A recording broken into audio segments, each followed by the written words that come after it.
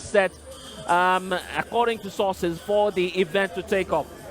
We'll be giving you a feel of what's happening here in the stadium, but there's a need for us to also engage some of the delegates and members of parliament who are participating in the process today. I have the Sagnerigu MP, Alhaji ABF Hussaini. He's joining us here. He's also a delegate, so I will be seeking a lot more from him, knowing that this contest is not going to be easy. It's a really charged atmosphere here, but Alhaji, welcome to our makeshift studio. You're live on JoyNews, and congratulations to your party as well. And if you could just speak into the microphone for me, what's your impression? Yeah, what's your impression of the exercise so far, the 10th National Delegates Congress of the NDC? Let me say this is a good morning to all your viewers and to all the good people of this country. Today is a very important historic event in the annals of this country's democratic journey.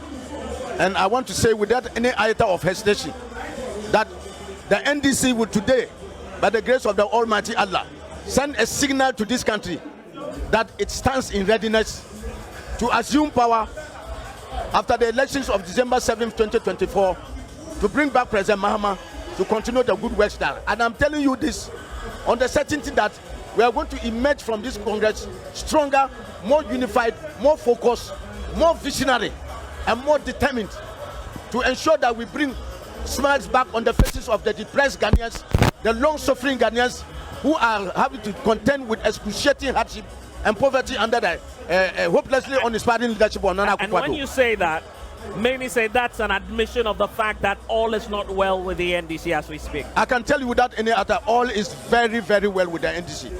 You can always do with greater unity, even if you are unified. I've always said it in like the Gombe say, even if you are handsome, you still need to buff. So you don't say because you are handsome, you won't buff again. You get ugly. So it is important that even with the state of unity that we have, we are gunning for greater unity. And I can tell you, irrespective of the outcome of the various positions today, the NDC will be more focused, more united, more monolithic as an entity, focused on taking power and rescuing our people from the depreciating hardship that they have been suffering. You are a man filled with a lot of proverbial wisdom. Yes. What proverb best describes today's contest in your view? You know, the background is that, like I said, yeah, the MPP is like a house that has fallen, that has collapsed. And when the house has collapsed, you don't ask whether the roof is still standing. How about your own house, the NDC? I can tell you, solid. I can tell you, the NDC is a solid monolithic entity. And we will demonstrate it here today. You will see that after the race has ended, all the aspirants are going to get together and send a clear message to this country that we are solid, ready, united, and guided by the vision of our leader, His Excellency President Mahama, to go for the ultimate. Okay. So there will be no iota of doubt left in anybody's mind that the NDC is ready for power after today's Congress. Per the rules, are you as members of parliament allowed to go all out for a candidate who is contesting this No, race? nothing stops anybody. Yeah. But as leaders of the party, we have to especially make sure that the campaign is decorous and that we create a climate and an atmosphere that after whoever has won, it's easier for us to mend fences and bring people together. So nothing stops you by law, but I'm saying about practice and conduct. And by the burden of leadership imposed on you, you ought to lead the call by our leadership for civil campaign. Alhaji, I'm asking the question because we've heard from, for instance, the minority chief whip. He's spoken to us. He says, when it comes to the chairmanship position race, all you have is 9 members of parliament declaring support for the incumbent chairperson, Mr. Samuel Ofosu Ampofo. And then the rest of you are joining hands to support Johnson Asiedu Nketia, who served your party for 17 years as the General Secretary. Are you able to confirm or deny this claim? I don't want to get caught up in the assertion somebody has made. It's his individual opinion he has expressed based on what he has gathered. I am a member of the caucus. I certainly have my views and opinions on the race and various positions on the matter. Okay? So I don't want to begrudge anybody. Everybody has a right to make his opinions heard. And I'm not about to contest anybody's opinions. All that I'm saying is that what do you know? should be civil. What do you know? Are you part of the 9? I just know that I am a dedicated, committed member of the NDC who will support any of the aspirants and who, at the end of the game, all of us are enjoined to build consensus and come together and function as a monolithic unit. So I am not about to declare where I stand on this matter. I think that I am one of the, in fact, I am the spokesperson for the NDC in Parliament, being the ranking member on communications. And so I have a bounden duty to work for the sanity of the party.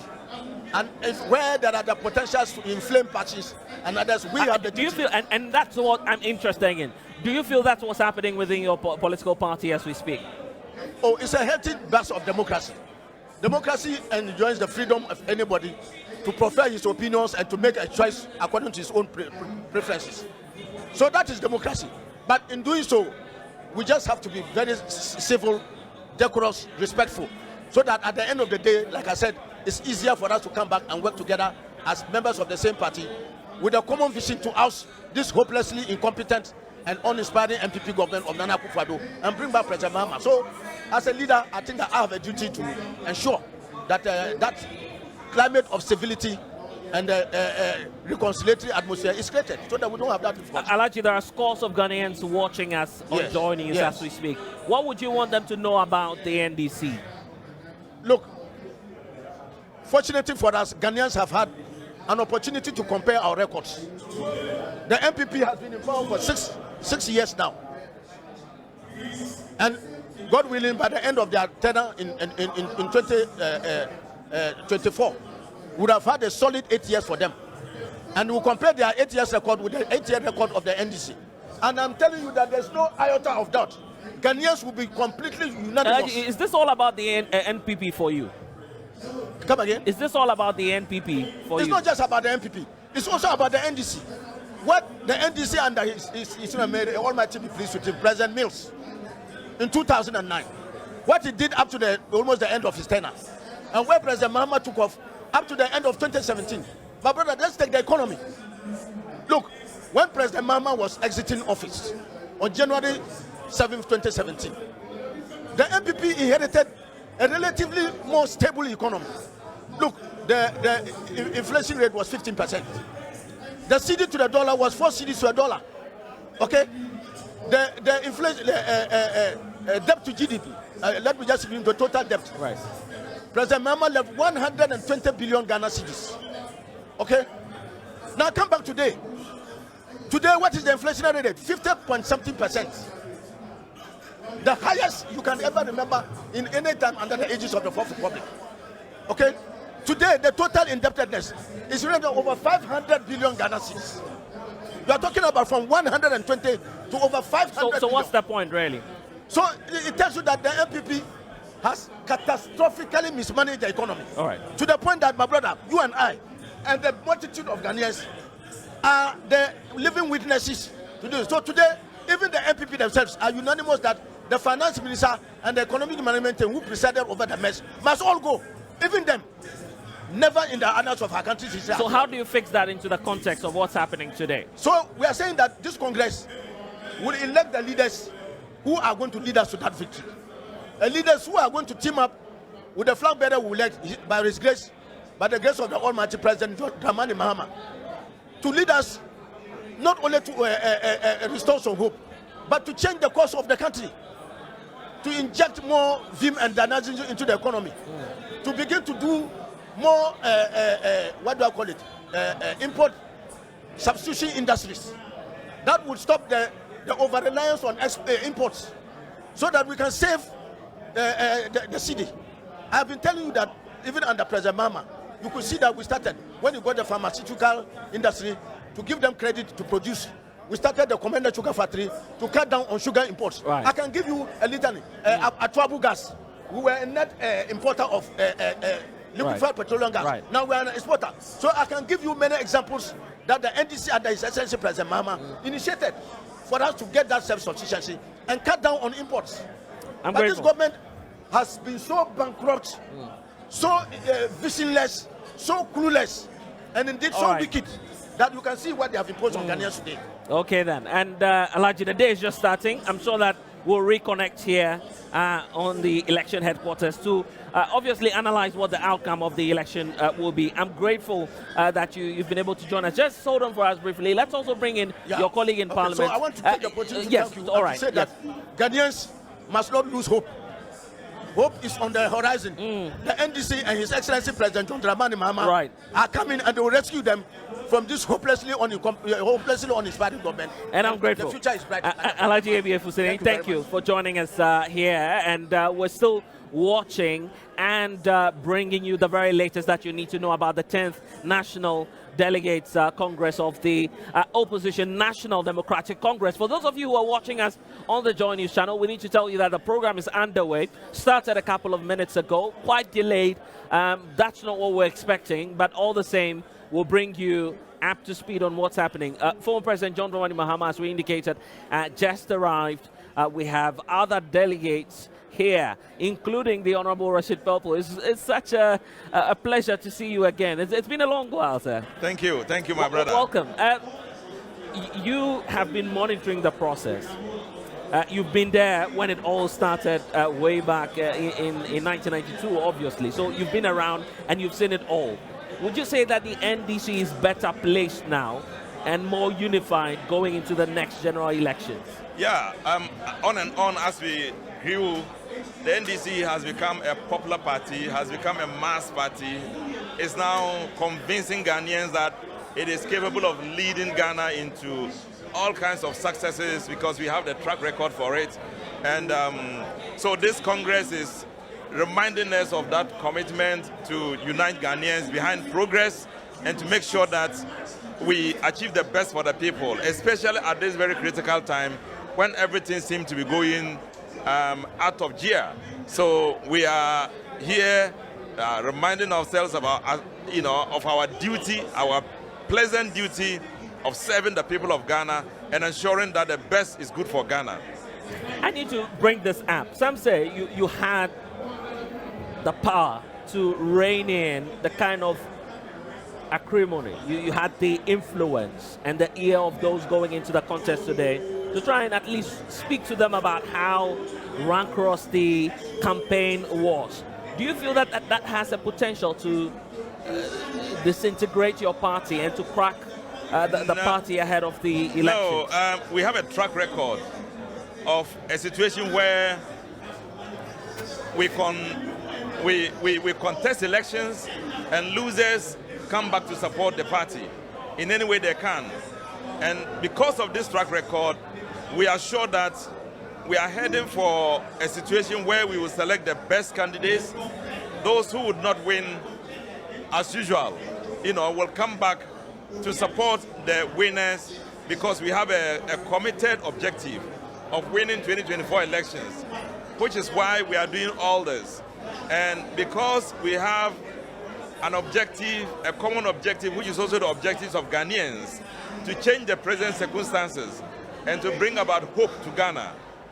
We are all working towards it, and anybody who doesn't achieve an objective here will be a narrow objective they want to achieve. Will give in to the bigger objective of working to bring Ghana, forward into glamour. In your view, has the party been this tested? Have you been this tested as a political party in terms of the kind of competition we're seeing this time round? Well, we have always been tested, except that in this one, it's a new regime altogether, a new regime of tests, a new circumstance in which two individuals, for example, in the party who have held very big positions are contesting against each other, with each of them having a very big following. And so you have, one of the biggest challenges here, but I believe that it's as usual. All the others, people came out hoping to win and didn't win. Whether they are in the party or not, whether they had been good, they held very big positions in the party or not, individually, they are party people there are individuals who are contesting. At the end of this, we would have seen who has won. And I believe that at the end of it all, it will resemble everything that has ever happened. Let's talk about the expectations. What are you expecting from this new crop of leaders that will be elected at the end of the Congress? We expect a more determined approach, a more forthright approach, an exigency, a situation where we know that Ghana is at a terrible stage of of bad governance, corruption, of failure in economy, and it should dawn on them that because of that, they are given the mandate to relieve Ghanaians of the pain we are going through. And so, because they should also know the circumstances Ghanaians are facing, it should tell them that this is a different type of election altogether. Ghanaians expect a lot from NDC, and NDC expects so much from them than we will expect from any other leadership in the past. So it's a critical moment for us, and want to make sure in the end Ghanaians are not disappointed. We take Ghana to the next stage of development, and that at the conclusive end of it all, NDC, MPP, we all be happy that this thing has happened, that a transition has occurred, and that a new life has begun for Ghanaians. We are not going to stop. We are not going to immediately change the circumstance in which in 30 years we are still going to be paid debts. What we will change is the ability for us to circumvent the challenges we are meeting, to control the situation and to control an economy, to make sure we have an economy that can strive enough to achieve the best for Ghana, so that in the end we will surmount the challenge, the big challenge. I put the question to your colleague earlier. Yes. As to whether or not in Parliament you're declaring en masse your support for one of the candidates. Because a leading member of your caucus in Parliament has come out to state clearly that some of you have decided, over 130 of you have decided to support the General Secretary to take the position as the chairperson of the NDC. Are these reports factual? Well, I can see that we have support of both parties across board. You have the General Secretary, you have the chairman, and you have individuals supporting them as and when they like. What we have not done is to come together to say we support this person. And I think it's the best thing not to communicate that. We are all coming together to support one person or the other.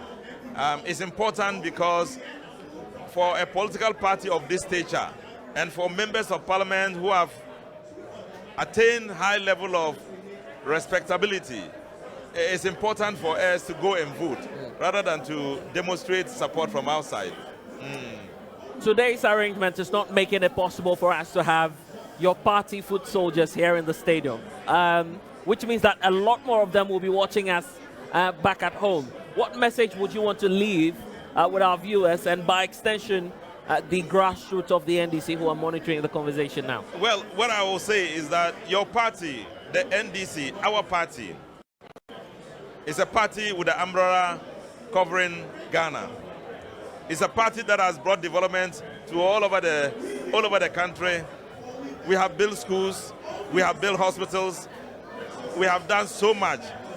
We have built universities, you can't count them. Extend electricity to places where there was no light. It is a party that symbolizes the development of Ghana. We are determined to make sure we continue that trend. We are determined to make sure the party is for everybody.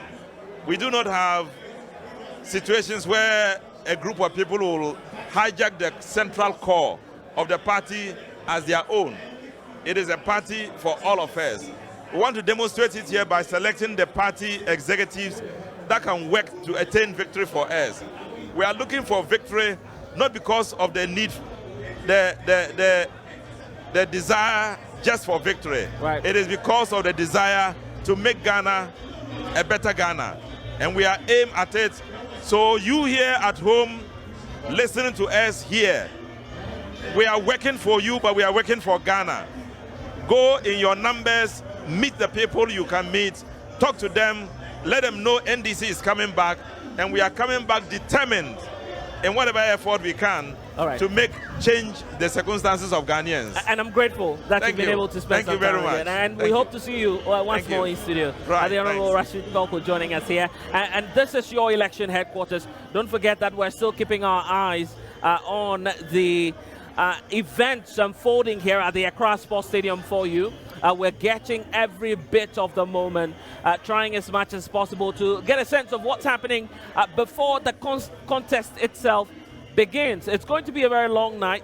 We're expecting that, of course, at the end of the day, the NDC will fill its vacant 14 portfolios that will serve as the national executives for the party. Let's quickly wrap up before we get to the podium to hear what it is that the leading members of the NDC would have to tell us. But I want to welcome two gentlemen. We have the Honorable James Agalga, former Deputy Interior Minister, joining us. He's also an MP, so he'll be expressing his views. He's a delegate. I don't know if he'll be willing to put out his candidate that he prefers to vote for. We'll try and test that. Of course, Victor Kojoga Daudu is a member of the legal team of the NDC. He was part of the team that delivered, if I should say, the victory for the NDC in terms of the contest, some of the disputed seats for the party. So we'll talk all about that. But I want to start off with James Agalga. It's been a while. We've not heard from you in a long while. If you could just speak into the microphone for me. How are you feeling now, knowing that all is set, and at the end of the day, you will have your substantive national executives for the NDC? Well, I am in a happy mood, let me put it that way, because it is very clear that the successful conduct of our National Congress would mean that we effectively would have finished with the preparation of the party, the reorganization of the party, besides the election of the presidential candidate and parliamentary candidates, in readiness to recapture political power from the MPP, which has visited a lot of harm.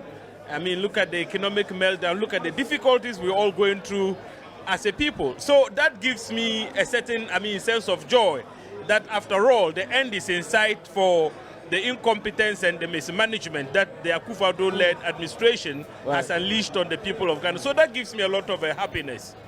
Because we have a very limited time, let me take a brief comment also from lawyer Kojoga Daudu. What's your expectation going into the contest for today? You are not one of the aspirants, but you have your preferred candidates, correct? No, let me say congratulations, Bless. You are doing a good job. Thank you. And in our way we say, away the home, Yadra, it means Yadra means bless. Now, Bless, you see, even the fact that I just got to the environs of the stadium and entering, there's some sense of joy, elation, that I just feel like this is the walk for Victory 2020, a walk to the Jubilee. Oh, really? House. Yes. You're confident about that? Very confident. Not because we say things are difficult, but you will see that there is a sense, there is an air blowing, that the people are determined that this is what we want. But some say that some of your colleagues are drawing you back. For instance, there are people who are already filing injunctions. I'm sure you've heard of that. Well, it happens in every society. It happens. It's only in the cemetery that there is always absolute peace. It's only in the cemetery. But as a legal team, have you taken delivery of what the decision of the court? Oh yes, we've been taking and we've been working on it. Even as at yesterday, the last injunction, we had to go to court and we had to dismiss the whole action. The whole action has been dismissed. Oh really? Yes. Which of them is that? John Amankra, the former Eastern Regional Chairman, versus the party. We went and there was some understanding and they even withdrew the whole writ. It was only in the evening I was seeing something on the social media, but it has not been brought to our attention yet. But Bless, it tells you there is some sense of unity among the people. There may be one or two things that you hear is being embellished by people. But once you come in here, yes, you may see that there's a little differences. That does not mean that we are not determined people. That does not mean that we don't know where we are going. Everybody, all and sundry in this country, members of the NDC, and even the populists are looking at us. So how about the youth organizer position, which is also being disputed? How are you resolving that one with regard to the youth organizer position? Yeah, we got the youth organizer. The impression I get from reading it is that they are injuncting the National Youth Organizer-elect from holding himself as National Youth Organizer and from being sworn into office. It has nothing to do with this Congress. Not this so Congress. Yes, okay. It has nothing to do with it. So just that he may not be sworn in. Yes, that's what. Okay. That is when they are served. Okay. The people who swear in them, if they are served. All right. As we speak now, I don't have any document. I don't think the constitutional or legal team also have anything. Okay. But I would say that I'm happy with the organization, and I am sure that Ghanaians are looking up to us to provide an alternative. As an alternative. And indeed, the event is just starting, but I want to give a few seconds to the Honorable James Agaga to also make your concluding remarks. While you do that as well, just a brief comment on what we've heard from the President. The President has been talking about some happenings in Burkina Faso and our northern borders. I'm sure you've heard of that as well. How concerned are you as a member of the it's very obvious.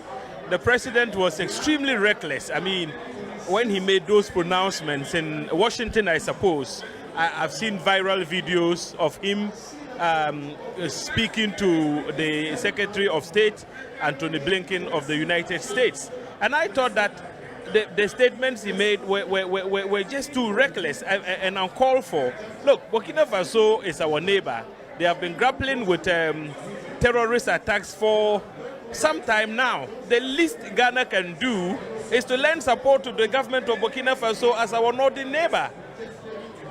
Interestingly, Burkina Faso belongs to the Accra Initiative, which was launched by President Akufo-Addo himself.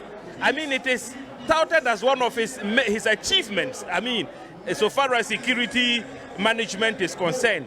Now you go and say such damaging words about the Burkinabés. Do you expect them to continue to share intelligence with us and collaborate with us in the fight against terrorism? So he's created a diplomatic row and must take urgent steps to placate the Burkinabe regime so that we can continue to work together in the interest of dealing with the terror threat up north. And of course, it's just getting started, so we'll get back into our makeshift studio just to get you more analysis on this from the Honorable James Agaga and Victor Kojogan Adaudu. But I'm grateful, gentlemen, that you're joining us. Let's take some of the speeches that are being delivered now. We'll cross over and return with more on this. This is your election headquarters. Stay on the JoyNews channel. About to go. Well, there you have it live from the Accra Sports Stadium where all the action is actually happening. 10,936 delegates, and they have a pool of 81 of those vying for positions to fill 14 slots in the National Democratic Congress. It is the Congress of the party. The question is, how are things going to pan out? How are things going to pan out? Anyway, so before we go back to the Accra Sports Stadium where all the action is happening and where we're going to be finding out, we know that former President John Dramani Mahama is there. We just heard from Rashid Pelpo, Member of Parliament for West Central. We know that Jane Nano Pokwajaman, among others, stalwarts in the NDC, are on ground. We will intermittently be interacting with them to give you a bird's eye view of what to expect ahead of today as voting commences. But joining me in the studio right here, we all call him the Bull. He actually is former Deputy General Secretary of the NDC. He also was Communications Director during the tenure of President John Evans Fifi Atta Mills. May his soul rest in peace. Koku, thank you for joining us. Thanks, Benjamin. Put it there. Maybe your initial thoughts on everything happening. We can start from the National Youth Delegates Congress, so to speak, and then the women's organizer role as well, and what happened before we even get into this one. Yeah. Quick take on the NDC now. What do you see? Well, Benjamin, I mean, good afternoon and hello to your viewers. The NDC now, certainly we are in the middle of a certain ocean. How we swim ashore or how we, cross the tempestuous aspect of the turbulence is what will determine whether the ship shall sink as deep as the Titanic sank and never be recovered, or we can save the ship. And for me, there's this saying that I've always held on to, that when the ship is sinking, forget about the captain's wife and think about the sinking ship. When the ship is sinking, forget about the captain's wife. Think about the sinking ship. Once you save the ship, the captain's wife will be saved. Who's the captain's wife here? Well, it's proverbial talk. Right. That when the ship is sinking and there's an iceberg right there, you can see it. You don't go looking for the captain's wife to save the captain's wife. At that time, let the captain's wife maybe try and save herself. Let's save the ship. Then the captain's wife will also be saved. Bang. So there we are, National Democratic Congress. This morning, as I would normally do, I drove past the Accra Sports Stadium. I was there between 7:15 a.m. Just to be sure that when I come into the studio, I can speak to specifics. And by the time I got in there, the Ghana police seemed to be lining up. Right. Lining up very well. So there was a heavy police presence already. Right from, by 7:15, right from the Osu Cemetery end. I entered through the Osu Cemetery end. They allowed me, then drove past the frontage of the stadium, then did it up to the main gate, then exited through Independence Square, and just, as we say in the military parlance, did a proper recce. Right. And so what I'm seeing now in terms of a certain high level of sobriety doesn't surprise me. So basically, I think this is how we expected it to be, considering what happened at the Youth Congress and Women's Congress a week ago. And let me just reel back into Youth Women's Congress. For Hannah-Bissio, this will be the first time any woman has won it back-to-back. Right. Yeah. Dr. Hannah-Bissio. Dr. Aloysia Hannah-Bissio, because when we began the whole reorganization process after the defeat in 2000, the first women organizer was Frances Esiam. Then who later left the party. Then we gave it to Antema Benyuadu. May her soul rest in peace. And she was a very strong one. Yeah. So that's how we came in 2008. Bringing up the caucus in the central region and all of that. And of course, President Mills made her regional minister when victory walked his way. Then Anita D'Souza got it. Then Hajia Joyce, Mahama, then Hannah-Bissio. For the youth, Haruna had done it back-to-back already. He too got it. He got it in Pram Pram, then got it in Bolgatanga again. And then, so that's the history of the Youth and Women's Congress. As it is, we are hearing that the youth in particular has been injuncted. And so, as would have been the norm, so the George Opariado may, if the legal suit stands, may not be sworn in after today's Congress. I mean, per what the court has told us, so Broja Jemfi... that was the contestant. He contested Opariado. And Broja Jemfi has claimed that he shouldn't be recognized. That is Pablo, that is George Opariado, shouldn't be recognized because the election was marred by glaring manipulations, as he puts it. And for that reason, that injunction stands. And we'll see how the party handles that situation. Well, I mean, this is the constitution of the party, Benjamin, and I always work with it. And I recall when I was campaigning 4 years ago, this is all I went around with, because it's important that we understand what the Constitution stands for. That's the only way the party can grow. And so and this is the preamble of the Constitution. The Constitution says that we, the members of the National Democratic Congress, NDC, inter alia, determined to provide a framework of voluntary political association within which Ghanaians from all walks of life and from different traditions can surmount their differences and contribute democratically to the shaping of this new society.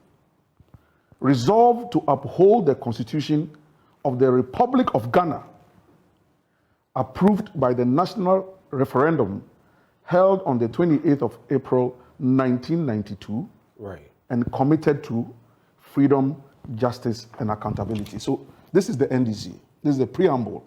And so it's a voluntary political association, certainly not a cult worshipping any deity. And so nobody sits on top of the political party as a deity. And certainly it's not a cult. It's a voluntary political association. Are there any individuals who are becoming... No, I'm just... Well, I mean, we have... I noticed you at a point when Rashid spoke about these. Exactly. There was that rhetoric. You were nodding vigorously. Are there people that are becoming deities on the party? Well, when it gets to the point when it becomes, a bit asphyxiating, and it's as if you don't... Suffocating, huh? Suffocating, exactly. And it's as if when you don't kowtow to or pander to a certain personality, and so that makes you a sinner. It's a bit worrisome because look, Benjamin, even the founder of the party, when he lived, his wife was contested at the Sunyani Congress. Nobody stopped her, right? She was contested. She contested at her mills. She contested at her mills. Right. The party took a decision. The founder was there that day in Sunyani. His wife lost. He congratulated, he moved on. She went on and formed the NDP. That is allowed. That's allowed. It's a voluntary association. So you can walk out voluntarily if you so wish. But when it's becoming, and I'm sure as we progress, we will speak to specifics, especially the current General Secretary, and that tape of his, which has come out. We'll definitely have a bite. So damaging. Right. When the thing seems to revolve around only one personality. And so even if he, the General Secretary, after 16, 17, 18 years, begins to abuse the Constitution because he's pandering to one personality, for me, I will get worried. And that is why I'll walk into your studios respectfully with the Constitution, so that when we're having the broad discussion, nobody says that Kwaku is anti-anybody. I'm not anti-anybody. I am pro-NDC when it comes to the political party structure. Right. But then, of course, ultimately, I am pro-Republic of Ghana. Let me find out from you. I'm sure a lot of people are curious. I mean, under normal circumstances, you probably would have been on the grounds at the Accra Sports Stadium. Just hold for me. At the Accra Sports Stadium. As a bigwig, or should I say former bigwig in the party. Are you still a member of the NDC? I mean, it's a question a lot of us have been asking ourselves, especially after the statements on social media and the letters that came from the NDC signed by Johnson Esiedun Ketia. Tell me, are you a member of the NDC? I am. Straight to the point, I am. How is that possible? The party has, so to speak, expelled you, expunged your name from... I like that. I like your your phrasing. So to speak. It is Johnson Esiedun Ketia, who today, No, it's the party. No, it's not the party, hold on. Because apart from Johnson Esiedun Ketia, Abraham Amaleba, who is the director legal, subsequently has come out in the public space and said, as far as he is concerned, as the director of legal, Samuel Kokusi Chopa Anyidoho has not been expelled from the NDC. I've not heard this. Maybe give me, I mean, respectfully, I haven't. But, but the point is, the point, even if he said that, on who's, it's one thing speaking for yourself, that, personal opinion, versus speaking on behalf of the party. And the official person to do that is the CEO of the party. Great. Which is Johnson Esiedun Ketia. And he said that he, Johnson Esiedun Ketia, has expelled me based on what? I don't think even if I remember the phraseology, I can look for that. But he didn't say that he was expelling you, so to speak. He said the party, and they mentioned that they cited the grounds. You were bringing the party into disrepute and all of that with your comments, with your actions, continually. That they had tried engaging you and all of that. I mean, all of that was there. So how can it be? Nobody tried engaging me. I worked for him as his deputy for 4 years. Right. I know his modus operandi. And so I wasn't going to fall for it at all. What he loves to do is to provoke. I see. Oh yeah, and if you fall for the provocation, that's when he goes back and he will make mockery of you. When you fall for it, then he bites you. Eh? So even in that supposed letter of expulsion, right? When I saw it somewhere, because nobody has handed over any official letter to me. To date. Oh, not to date, my brother. To date. First of all, nobody invited me for any meeting. Then he says a letter. Now, when I cited that letter, because he put it on social media, even my surname, Anyidoho, was spelled wrongly. Now, knowing Mosquito, assuming I had fallen for the bait, because don't forget that I've been in this party for, me too, as we say in the Pidgin parlance, me too, I did. Nobody held my hands into the NDC. Right. PNDC, growing up in Burma camp, seeing the revolution, seeing Rawlings, then the NDC, joining it. So, it is a personal thing. Anyway, so he puts it out, and apparently, in that period, 1 or 2 people had been provoked to say they had left the NDC. On account of your... No. There was some general turbulence in that space. And so some 2 individuals, for whatever reason, decided that they had opted out of the NDC. For some reason, Ase Nketia thought that, let's provoke Koku for him also to walk out of the NDC. And if you listen to me, and I've said consistently, my brother, I have stated every time. That's why today I'm in the colors. I wish Ase Nketia could have walked into the studio right now and taken this shirt away from me and say, Maza, why are you in NDC colors? Because it is haram. It's ridiculous. First of all... No, but that is stretching. But you see, even if the party expels you, so to speak, you can still, no one can say, as for donating... Even legally. That is why, you see, that's why Ibrahim Maliba, the lawyer, will come out and come and speak. Because legally, Bernard, you cannot expel anybody from a voluntary organization. And here, in the preamble of the Constitution is there. It is a voluntary political association. So nobody expels anybody from a voluntary association. Before we go back on the ground. And then he said, let me come. Then he says that when he was speaking, he said anti-party conduct. Mm-hmm. What is more anti-party, Bernard? Benjamin, it is. Sorry, Benjamin, forgive me. So Benjamin, what is more anti-party than using the party's name to go to the Supreme Court and lie to Ghanaians that you had won an election when you had no evidence? And today, it's not Kwakwanyido who is saying it. Because there's a God who rules in the affairs of men. Johnson Kwejo Ase Nketia has now told the whole Republic of Ghana that he perjured. And perjury is a crime under the criminal code. You went, and I believe in the Bible. So when people hold the Bible and swear, I want to take them seriously. Ase Nketia swore on the Bible that he was going to tell the truth, nothing but the truth. Went into that Supreme Court, apparently lied to the Republic of Ghana. 2 years down the line, because he wants to become national chairman and thinks that he can pour debt on Ofosu-Ampofo. Today he's telling us that the party didn't have any pink sheets. So what is more anti-party conduct than that, and anti-Ghanaian?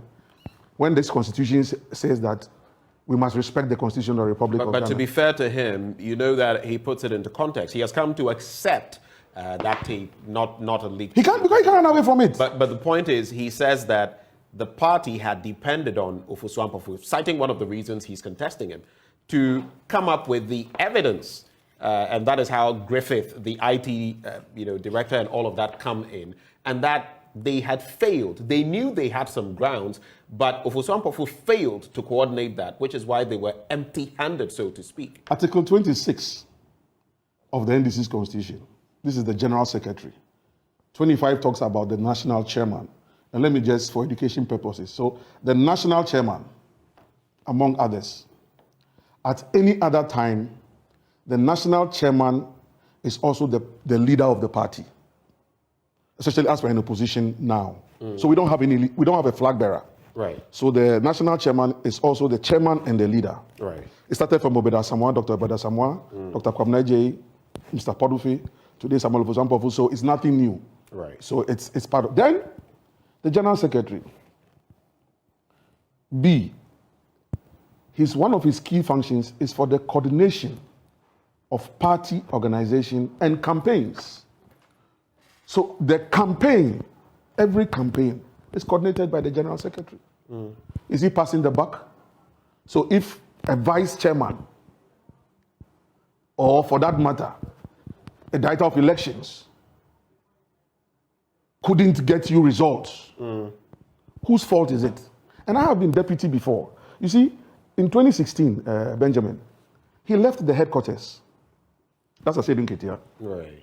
Saying he was going to vote in Sekwa, his village. That's where his vote is. And I want to grant him that. He arrives in Accra, apparently. I am Deputy General Secretary. I'm at the headquarters in charge of operations. So the whole team is there. We are collating results. General Secretary goes to vote in Sekwa, comes back. Decides not to pass by the headquarters to pick up what the sit rep is in his absence. The next moment, the General Secretary is seen with the President, the Commander-in-Chief, and the flag bearer of the NDC, conceding defeat without informing the party headquarters. Now, we were collating results based on which I came up with a comfortable lead press conference. And in that press conference, I never said we had won the elections. I said based on results collated up until that point. As regards the presidential, His Excellency President John Mahama was in a comfortable lead. That's the point that I made. Now, the General Secretary goes to corner the President, Benjamin, and they concede defeat. Do you know that up to today, nobody in the party knows the basis on which they consider the defeat? Nobody knows what figure. We were collating some figures at headquarters. Fault it all you want, but we were collating results. Now, the flag bearer, the President, and the General Secretary of the party, who is the campaign manager, they go and concede defeat, and they have still not told us the basis on which they consider the defeat. On what figures? That is 2016. Fast forward to 2020, he does the same thing. Now he runs to the Supreme Court. 2 years down the line, he wants to blame everybody. And suddenly, Ofosu-Ampofo is MPP. Griffiths is MPP. Kwakwa Nyido is MPP. Everybody else is MPP apart from him. Well, we'll get into Johnson Esiedun Ketia is not here to. No, but these are facts. Well, you say they are facts. He's not here to defend himself. And at the end of the day, we'll find out how the delegates, the 10,936 of them, will vote. Of course, you are not voting today. They are voting. They will determine those members of parliament there, those members of the NEC, and others who are members of the delegates. They are going to be voting today. They will decide in the end. And Johnson Esiedun Ketia very well could be your former parties. Why do you keep saying former party? Because according to, the tenor from who? From most of the people. Which people? We'll get to social media, for example. And some of the reactions. Those boys on social media, forget about them. Those little boys. Which little who have messed up the NDC up until this point? They think they are more NDC than me. We'll have a conversation on that. But let's get to the grounds at the Accra Sports Stadium, because we hear the party's chairman, Sami Foto Ofosu-Ampofo, has mounted the dais and is speaking currently. Let's catch some of the action. The progress of our party is significant for a variety of reasons. I will share a few of these reasons with you. We are having a Congress at a time when this country is going through a plethora of excruciating economic, social, and political challenges. For the first time in the history of our dear country, the hard-earned income and investment of hard-working Ghanaians and pensioners are being forcefully subjected to strange haircuts like Topio Joe and Bush. 6 years down memory lane, Ghanaians thought they had voted for the new Patriotic Party MPP to provide economic management that they claim they alone could deliver. Little did voters know that they had voted for barbers who only knew haircut like Grace Jones and Punk.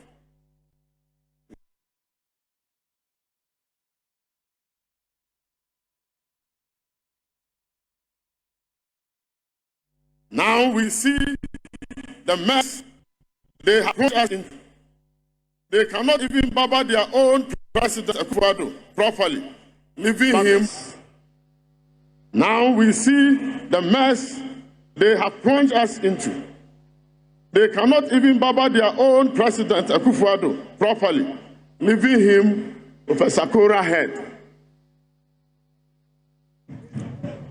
Fellow Akatamansonians, another reason why our Congress is historic is that it is taking place at a time when Ghanaians agree on the monumental catastrophe that the Akufo-Addo Bawumia-led government represents. The teachers are saying the MPP is a catastrophe. Nurses say the MPP is a catastrophe. Truck drivers say the MPP is a catastrophe. Civil servants says catastrophe. The private sector say catastrophe. Aboso can spare parts dealers say catastrophe. Traders say catastrophe. Barbers say, bankers say catastrophe. International rating agencies say catastrophe. Civil society organizations say catastrophe. Kaya say catastrophe. Okada riders say catastrophe. Galamseya say catastrophe. The media say catastrophe. Our traditional leaders say catastrophe. University don't say catastrophe. Religious organizations say catastrophe. Labor unions say catastrophe. Doctors say catastrophe. The Black Stars say catastrophe. Even the witches and villagers from Chepi say catastrophe. NPP's Akufo-Addo Bawumia catastrophe sentinel Ajibabia. The NPP catastrophic performance in government has been so repugnant that their own party could not stand the stench of their own rotten government. They started what looked like a cleansing and deodorizing exercise by demanding the sack of Ken Ofori-Atta as finance minister. Now the chief barber, that is the significance of the time in which we are staging a congress of our political party. Political leadership in Ghana has never in our history descended into the abyss in which we find ourselves today. The electorate has lost trust and confidence in the MPP government. The little that was left of trust was blown away when President Akufo-Addo looked Ghanaians in the eyes during one of his Sunday fellow Ghanaians broadcasts on television, national television, and told us that there will be no haircut on our investment, only for the chief barber, Ofori-Atta, to announce the following week with clippers, scissors, razors, blade in hand, that there will be haircuts. And that some haircuts will even be with broken bottles. That was what the height of deceit. And that was the height of deceit that any government, any president and government could ever have engaged in, which was made even more hurtful by the fact that it was a very survivor that they were playing their games, our very survivor that they are playing their games with. Distinguished invited guests, fellow Akatamansonians, coming closer home, our Congress today is also historic because it is first following the bold and heroic turnout of our party executive foot soldiers across the country in the 2020 elections. The zest and commitment with which you campaigned in the 2020 elections saw the great NDC almost winning majority of seats in Parliament. The manifestation of that stellar performance of our party executives gathered here is a huge hang parliament is the high parliament that we have, the first in the history of our country. Let nobody steal that hard work and achievement from you with any convoluted narration of related and inevitable events. Your tenacity on the campaign trail in 2020 enabled our indefatigable MPs to find a strong voice for the marginalized masses of our country whose interests we represent. I am proud of your exploits in the 2020 campaign, even as my teacher said, there is room for improvement. I am delighted that as party chairman, I was the conductor of the orchestra with you as the choir that almost snatched Parliament from the president. That was historic. In 2024, we will snatch not only Parliament, but also the presidency from the MPP government, inshallah. Fellow party members, this Congress is also historic by all standards. For the first time in the history of this country and the history of our great party, we have a General Secretary challenging his boss, the party chairman for the position. We have witnessed the fiercest contest ever for the General Secretary position of the party. The contest for National Women Organizers was ferocious, and that of the National Youth Organizer was brazenly hot. The embers of that are yet to cool down. The internal contests point to how democracy is beautiful within the NDC. It shows that our internal processes are working. I want our detractors to know that our party still remains strong and will come out of today's elections even stronger. The chairmanship contest between the party chairman and the general secretary will not destroy the NDC. We are all too strong and too intelligent for that. Let those false political prophets from the opposing side who are predicting Armageddon after today's election declare in their mind that today will rather mark a renaissance of the great Akatamansonians. Today will mark the beginning of our march towards rescuing Ghana from the wickedness, ineptitude, and catastrophic MPP government. This brings me to the last significance of today's Congress that I will want to talk about. There are many more, though Ghanaians are today looking for an alternative to the catastrophic government that we have. They are looking for political leaders who will place their concerns, anxiety, hopes, and aspirations at the center of government decision. They are looking for leaders who will not direct access and opportunities to their children, brothers, cousins, mamas, and clans, men, and damn all others. Indeed, Ghanaians are looking for a president who listens to them, a president who has no fear of reshuffling a palpably catastrophic group of ministers, a president who will not refuse to sack a disastrous finance minister, even when his own party says so. The only reason why Ken Ofori-Atta is still finance minister is that he is the president's cousin, and he financed the president's campaign to be president, not because he has any competence to be finance minister. The verdict on this is out there for all of us to see. Even when his cousin is leading Ghana into untold hardship with his hopeless lack of capacity and capability, he still keeps him at post, and we are still all damned. Ghanaians are looking for leaders who can trust, leaders who can walk the talk, leaders with a heart, who put the country first and all others second. The NDC must seize this opportunity and restore trust in the conduct of national politics. That is the time we are in today. Fellow Akatamansonians, through our actions and decisions, we must signal that the NDC is a party of choice for Ghanaians. The outcome of this Congress should assure our teaming supporters and the army of voters who are disappointed in the MPP government, that with the NDC in the driving seat, Ghanaians can look up to the future with a lot more hope and optimism. Let us leave here with a clear message to Ghanaians that we, the NDC, is very responsive to the cry of the people. Why is that? Let us not forget the African proverb which says, if you want to go fast, go alone. If you want to go far, go together. Party unity in all this is non-negotiable.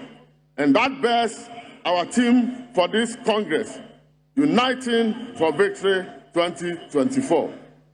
We need to be united even in the diversity in which we find ourselves. Of course, during elections like the one we will have today, one cannot expect homogeneity. Given the fact that the NDC is a massive party, we cannot all think alike and support the same person. That is just impossible. However, our differences and preferences should end in the declaration of the winners today. The battle we have is a political battle. As a political battle, it's not an internal battle. Those we are in real combat with are the MPP. That is our must-win battle. We shoot ourselves in the foot if we allow our internal elections to take a better part of us and forget that the target is not us. In the current situation which the country finds itself, we will be letting all Ghanaians down if we allow our internal sparks to go beyond today and affect our agenda for 2024 election. I believe I can count on you all to quickly regroup after today, irrespective of how the elections go for you. This is also because, as we have it, our African proverb says, a snake that you can see does not bite. We can see ourselves as NDC members, so we cannot and must not bite one another. I guess what the proverb forgot to add is that a mosquito that you can see can also not bite. Fellow party members, where there is love, there is no darkness. So our elder says, and how true a statement it is, we should focus on our collective good by extension of the good of Ghana. Party politics is relational, and so we should build and strengthen our internal rapprochement.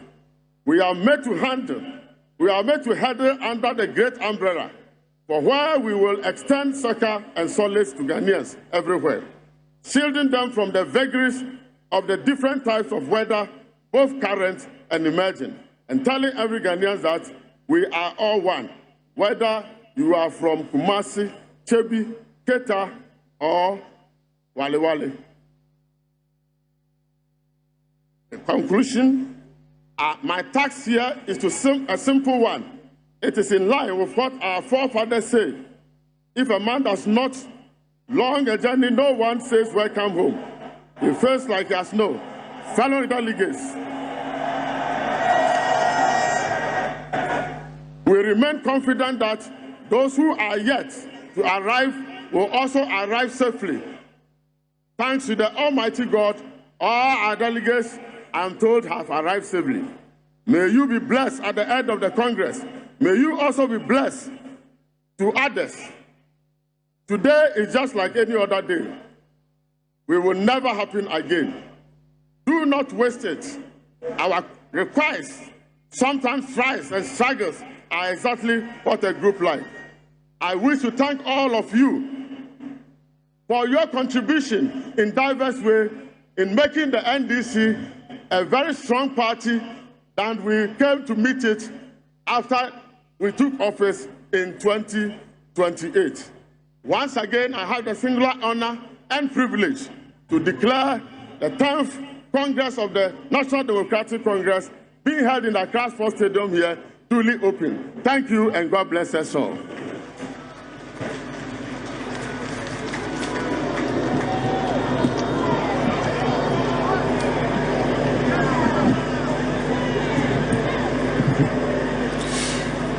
Thank you very much, the National Chairman, for a long opening statement to Congress. Eyezu, Uyemizu, Uyemiza, Uyemizuza. Thank you very much.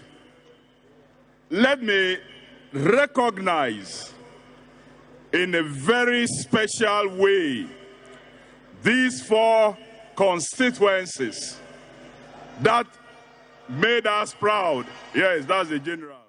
These are constituencies we have been struggling to win, and we made it in 2020. So I want to recognize at this all-important gathering. From Greater Accra, we have Okaikwe North. If you are here, we salute you for the wonders that you did. Tema East, where are you? We salute you for also making it in 2020.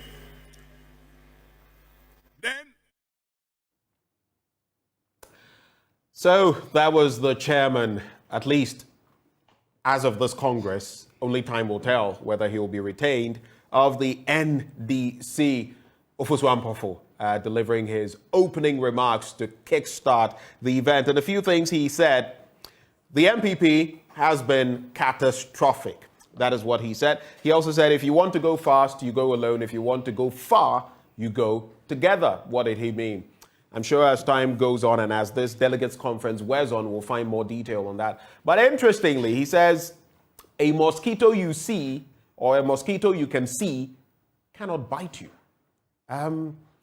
I don't know about the empirical evidence behind that, but that is what he had to share with us. Those are some highlights of what the party's chairman had to say. Of course, the delegates, all 10,936 of them, in the end, barring any spoiled ballots, will determine where the leadership of the party, not just the chairmanship position, but all 14 slots will be going. But let's come back into the studio very quickly before we talk about some other matters. Did you find the speech of Ofosu Ampofo inspiring? Well, yeah, so that we put it back in perspective. So because we are doing a lot of education here. So this is Article 25, National Chairman. The National Chairman shall preside at the National Congress and at each National Executive Committee meeting. And in the absence of the National Chairman, one of the National Vice Chairmen shall preside. So Mr. Ofosu Ampofo has just spoken to our Constitution. Right. And so what he has done is in line with the Constitution of the party.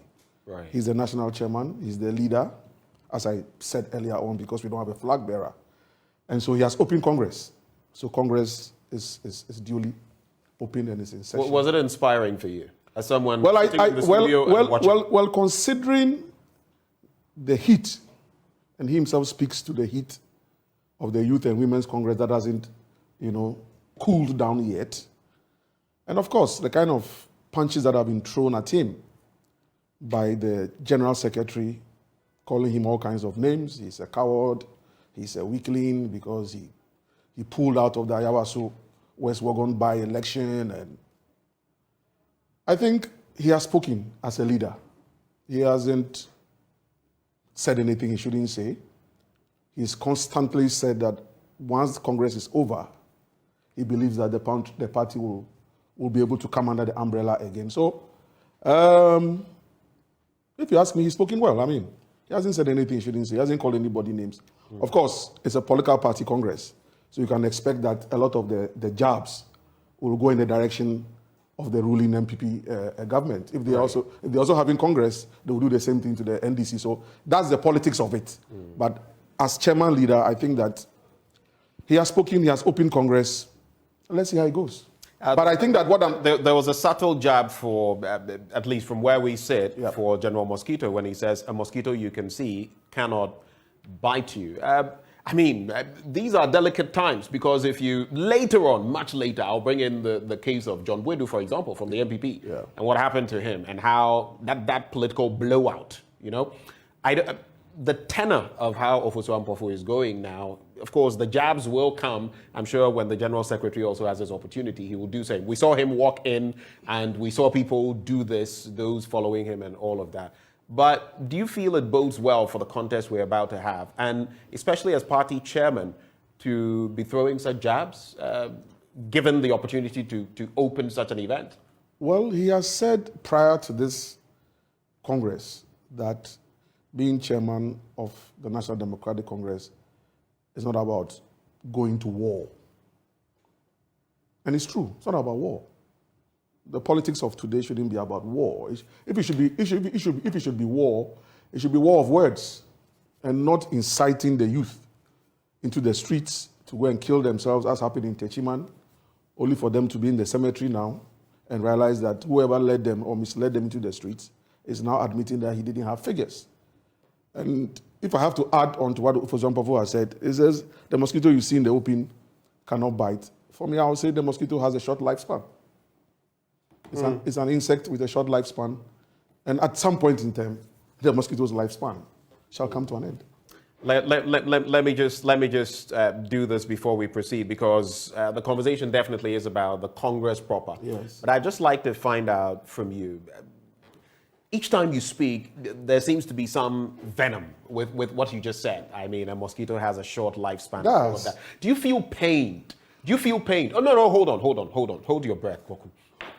Do you feel pained? I've held my breath. By Johnson Esiedun Ketia? Do you have anything personal against him? Do you have anything personal against former President John Dramani Mahama?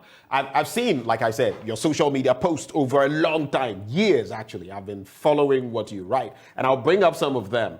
But do you have any pain in your heart that you can't let go about these two gentlemen? Listen, Benjamin, so this is chapter 2, the aims and the objectives of the NDC. So I'm answering your question with all due respect.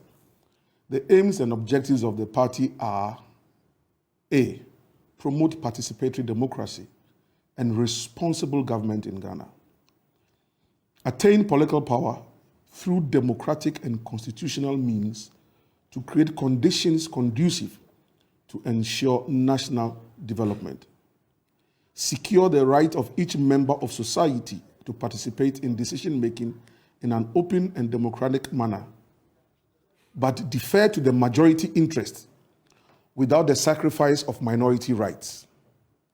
Ensure the establishment of the rule of law and the right of each citizen or law-abiding person in Ghana to pursue their affairs without unlawful interference, and the right of each person to easy access and equal recourse to the laws of Ghana. So these are the aims and objectives of the party. And I said earlier that my love for the NDC is personal.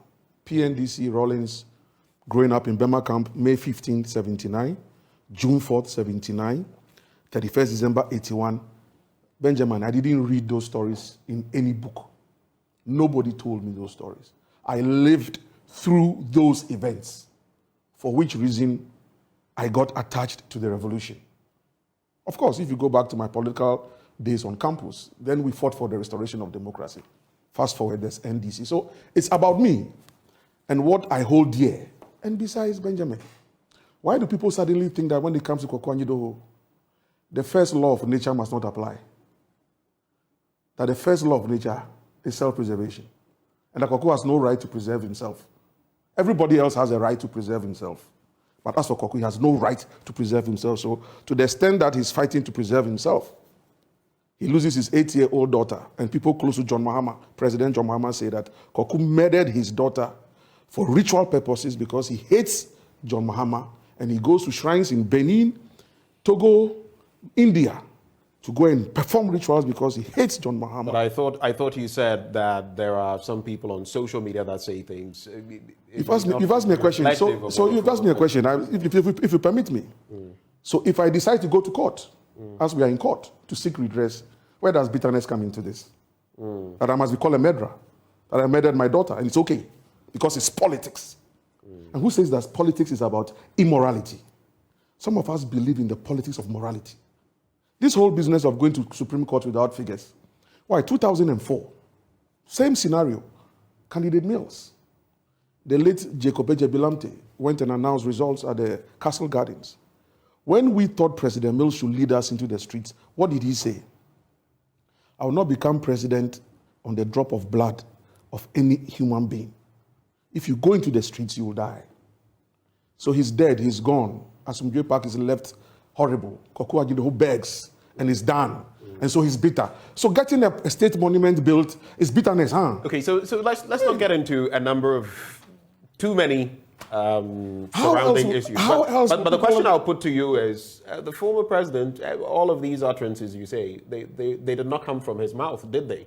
So how do you pin them on him? When you come from the chief's palace, you are insulting everybody in the town, and the chief sits down and says nothing.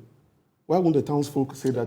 They have said that they don't have to respond to you, that in fact you're not a member of the party, that they are not going to respond to you. I don't know why. So if anyone purports to speak on his behalf, who doesn't have that capacity to speak on his behalf, how can you take such a person seriously? So I've ceased to. He has an official spokesperson, doesn't he? So I've ceased to be a Ghanaian, and I have no rights, because supposedly I'm not NDC. So I have no rights, right? All my rights are subsumed within the NDC. So if some character says he has sacked Kwaku from the NDC, Kwaku ceases to be a Ghanaian. I cannot use any clause in the 1992 Constitution when the party's constitution itself states that it is subservient to the 1992 Constitution of Ghana. I have no rights in Ghana. Even this your program, when Evans called me and the flyer went round, I've seen it. People have sent me comments. That same group of people, there was one of them who was even questioning your programming. He's forgotten about his sordid history in this same institution that threw him out. So that's sordid history. We're not trying to bring in any other people into this conversation, especially as we don't want to attack any personality. I'm not attacking any personality. And maybe they have rights, but I don't have rights. Get into legal dynamics for you on that. Yes. But you still haven't answered my question. Do you have any pain against these people? No. Last year, November, we went for Congress in Trade Fair. After 2-3 days of vote from the left, vote from the right, vote from the center, whatever happened. Benjamin, I stayed till the very end. Right. And the records are there. On record, officially, Kwaku Ajideho has nothing personal against Isiedun Ketia, even after he beat you, and then John Dramani Mahama. You have nothing against him. Let me give you a little small brief. So 2018 November is over. Whatever they did at Trade Fair happened. Right. We entered 2019. Isiedun Ketia called me. Kwaku, we are going to form a committee to work around nominating our flag bearer. Please, can you come and serve on the committee? Because now we realize that your neutrality, the neutrality that you were preaching, is what is needed so that all the other candidates can warm up to the committee. I said, fine. So I went and served on the committee. The records are there. Kofi Ato chaired that committee. So the committee that elected President Mahama to run again, I was a member of that committee. If I was bitter, the committee would have had records. So we served. But you see, Benjamin, you have to invite me. And so when I come, I'll respect your rules. I won't do anything to hurt your programming and bring your reputation into disrepute. So if I'm no more at the party headquarters, Benjamin, and so the chairman, this same chairman of Ozwampofo, the issue about his tape voice recording. So I followed up to show solidarity that Monday morning when he was invited. Issues are popping up, and a media man wants to interview me. I said, Nketia is bold enough to scream. Who is that media man who wants to interview Kwaku Ajideho? Don't you know that he's nobody in the party? He has no locus in the party. Don't you? Okay, so just to answer the question, so I won't go near the headquarters for Asiedun Ketia to have joy in thinking that he's embarrassing me. I will focus on my Atamils Institute. I will get Asumdwe Park built. The same institute that is in contention. The party has an institute, and you also have some other institute. Well, but at least the Atamils Institute. Which one is a spin-off? I think it was in the same studio that I had that interview with Evans. Very interesting. And everybody knows the one that existed before the other. And everybody knows Kokwanyido who has championed this thing.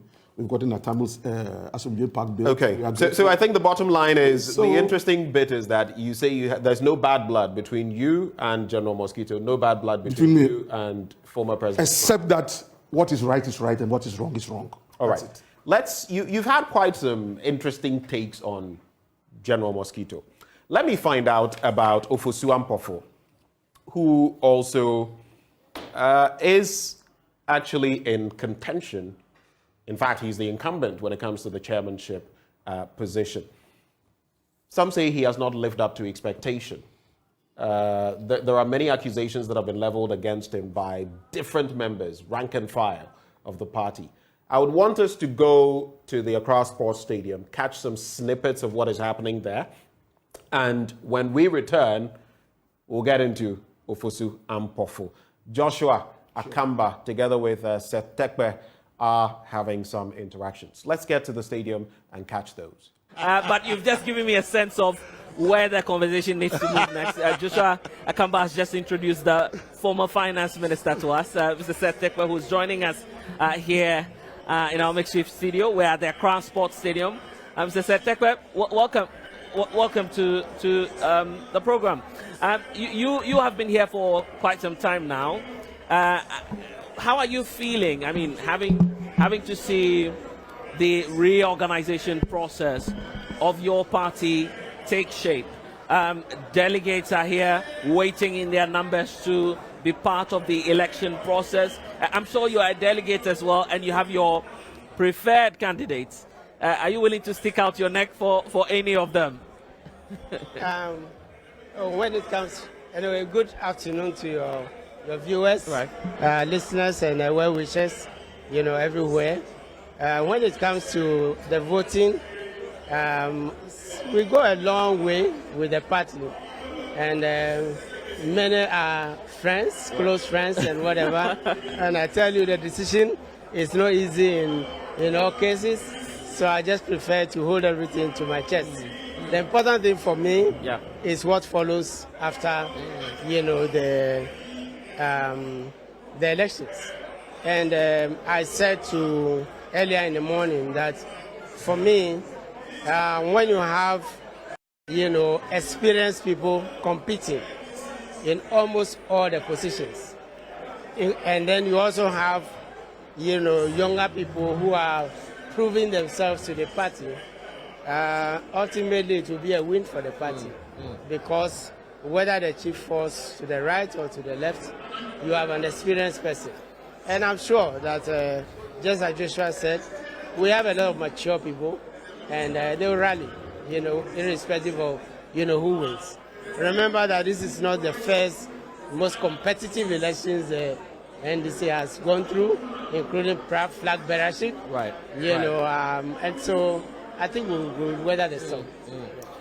What do you feel should be the priority of the NDC once this Delegates Congress, the 10th the National Delegates Congress, is done with? It's a priority of Ghana today, which is the economy. Let me repeat, it's a priority of Ghana today. And foremost is the economy. Because when you get the economy right, you get development. When you get the economy right, you get social intervention. Right. When you get economy right, you get, private sector, breathing aside. And as much as we are looking ahead to serious challenges ahead, given the situation on the ground today, I can say that the NDC has a record of making many turnarounds, going back to his antecedents, the PNDC. You will recall that as we speak, next weekend, we are going to pay appropriate, homage to one of the stalwarts who turned the economy around with the ERP SAP, programs. My former boss of Kabuchu. And it wasn't an easy task. Because speak close. Yeah, it wasn't an easy task, but it got done. And in as much as we see checkered moments, It is to the record of that era, when some of us were beginning our career, that we had 40 years continuous. Next year will be the 40th anniversary of ERP SAP. Oh. So almost, it was launched in 1983. Right. That we never had negative growth until we almost came close, no matter what the circumstances. Inflation never went. Yes, it could fall in double digits, but it's always been, somewhere around. And that's why I'm grateful that you're joining us, because let's expand that conversation. Your party says they're rallying for victory 2024, but some say it's the beginning of another adult stance for the party, because you would have to deal with the economic challenge. You're saying you have the track record. Yes, we don't have the track record to do the turnaround, but many say, well, it may be a difficult time for you. Well, I think that of course it will be a difficult time, and that's the point I'm making, that even the last Mahama administration faced difficulties, right? Remember the global financial crisis? Right. Fell right in the laps of Professor Mills and its effects on commodities and the rest. Of course, we discharged ourselves with oil revenue. You know what we did with oil revenue that came to help the situation. We had single spine. We had the disruption of gas supply from Nigeria. Of course, the name was coined doing so. A lot of, but I can say for sure that without going through too many numbers, that we left an economy with debt at 57. Today we are crossing 100. We left a deficit at 6.1. It wasn't 8.3, it wasn't 10.3, 6.1. Today, we are in an economy which was ending at 13-15%. Inflation, yes. After Dr. Dufour, yes, conditions did not permit single digits. Right. We hit it, but it was, just above 10%. Today, we hit 50%, right? And despite 3 oil fields, despite $6 billion US, Ghana cedis, flowing into the economy between 2020 and 2021, despite huge amounts of borrowing, so I think the track record is there. The government. So that is the point I want to. But the government has just reached a staff level agreement with the IMF. I would want us to have that discussion, but let's briefly listen to the incumbent General Secretary of your party as he speaks. He's also running for chairmanship position. Then I'll come back in studio with the Honorable Secretary. Definitely. And we'll wrap up with that leg of the conversation on the economy. So we now listen to Johnson Asiedu Nketia briefly. We'll get back shortly. Let me stand by the earlier protocols established by my comrade and friend, the National Chairman. It is my pleasure to welcome you all to the 10th National Delegates Congress.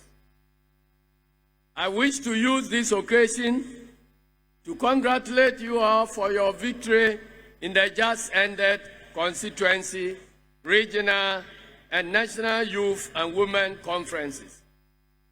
It is my hope that you will constitute a formidable team that will work seamlessly to enable the NDC recapture power from this inept, clueless, corrupt, and incompetent MPP government.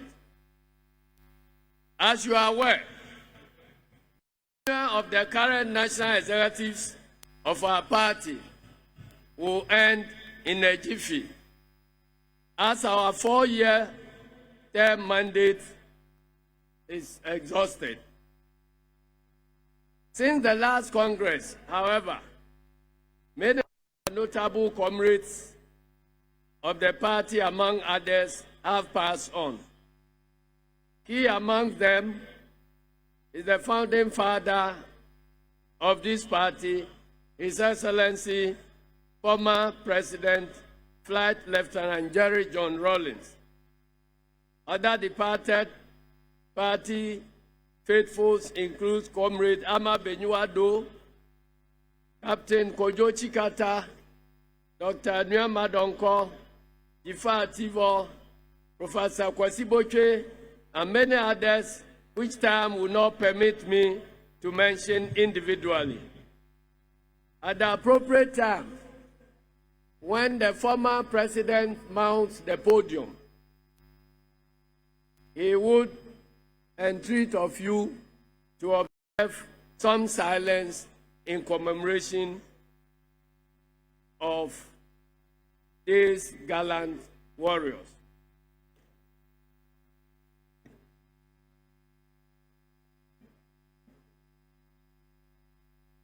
Notable events that have occurred during the period under report include the presidential and parliamentary primaries of our great party. We had very successful presidential and parliamentary primaries held to the 2020 elections. And for the first time in the history of our party, we had 7 stalwarts contesting the presidential primaries.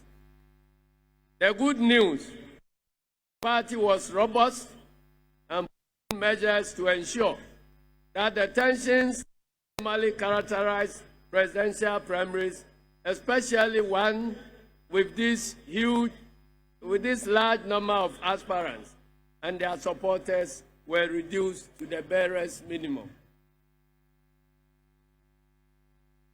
Fast forward to 2020.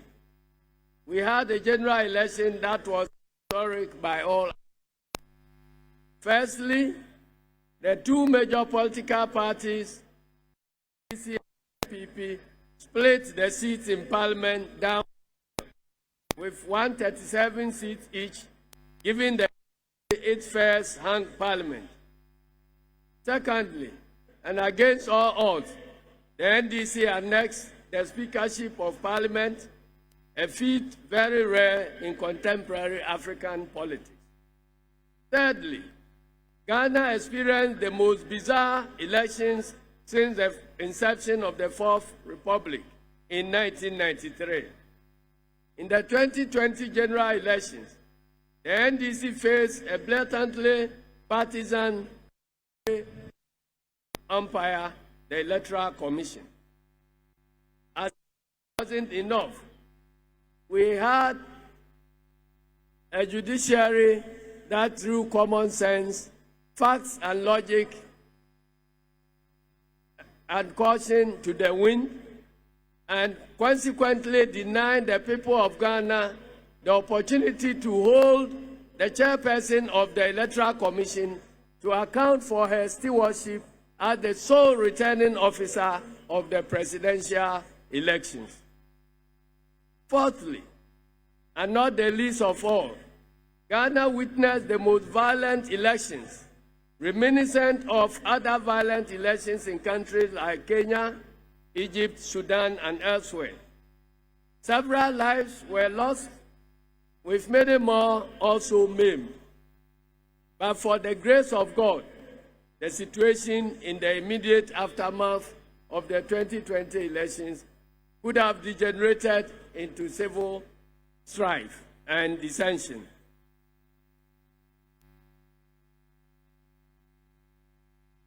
To show to Ghanaians and the entire world the irregularities and infractions with the 2020 general elections, deliberately orchestrated by the Electoral Commission with the connivance of the New Patriotic Party, our party went to the Supreme Court to challenge the presidential results. We lost the case in the Judicial Court, but won in the Court of Public Opinion. The NDC, dissatisfied with the activities of the Electoral Commission, decided to the IPAC meetings, which have been reduced to a mere rubber stamping of decisions that have been taken already by the Electoral Commission. The party subsequently proposed electoral reforms to the Electoral Commission, the discussion, adoption of which would form the basis of our return to the IPAC meetings. Unfortunately, the Electoral Commission treated this proposal and remained adamant and intransigent. Organizations including the National Peace Council and the diplomatic community have been holding with the EC to address the issues raised by NDC to enable its return to IPAC meetings. But so far, all of these efforts have fallen into the deaf ears of the Commission. In the belief that the 2020 elections were rigged and to prevent same from happening in subsequent elections, the party organized a series of retreats for regional and national executives as well as the minority caucus in Parliament, culminating in the retreat at the Serene Volta Hotel in the Volta region. The occasion, which was well attended, allowed each regional executive committee to give account of the elections they supervised in their respective regions. There were so many revelations and confirmation of issues that the party already knew of. These helped and will continue to help the party in its subsequent orientation and training programs for its executives at all levels of the party. Indeed, our outreach programs held in the various regions were partly as a result of feedback gathered from these retreats. As part of its reorganization program, the party organized outreach programs in the various regions, whose outcome largely helped in the drafting of guidelines for the party's reorganizational roadmap. Internal elections. In preparation towards the next general elections in 2024, the party organized largely successful elections at the various levels of our party. And I wish to report that for the first time in the history of this party, deployment of personnel from the national level and also from the top levels of regions sent to branches to reorganize the very base of the NDC party, the branch level.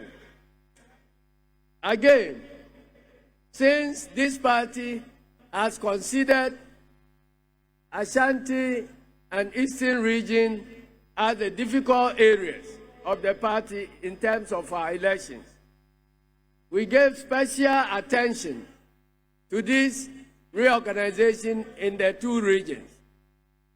We had to deploy officers from all over the country and national level to descend in Ashanti and Eastern region to the base of the party and help install the branches of the party, which will position us to win the next elections.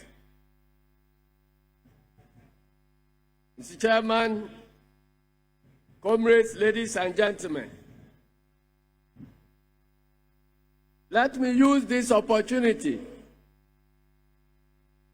to commend our caucus in Parliament for a very laborious and tremendous. Our caucus has so far acquitted itself creditably. Through its various press conferences and contributions in Parliament, our caucus has exposed and continues to expose the MPP's ineptitude, corruption, and mismanagement of the economy, which has led to our current hardship and predicament. Finally, comrades, I wish to take this opportunity to formally inform Congress that the NDC has chalked another great feat of global significance. As you are all aware, I have been a Vice President of Socialist International for the past 6 years. The Secretary General's position of the SI was due for re-election this year. He presented a young, vibrant, motivated, and talented lawyer and party activist, Comrade Benedicta Lassie, as a candidate for the position. The party mounted a vigorous lobby and campaign for this young lady, which eventually landed her the position of Secretary General of the Socialist International. This makes her the first African to occupy that prestigious position, the first female to occupy that prestigious position, and the youngest Secretary General of Socialist International over a century's existence. Ladies and gentlemen, put up applause for Comrade Benedicta Lassie.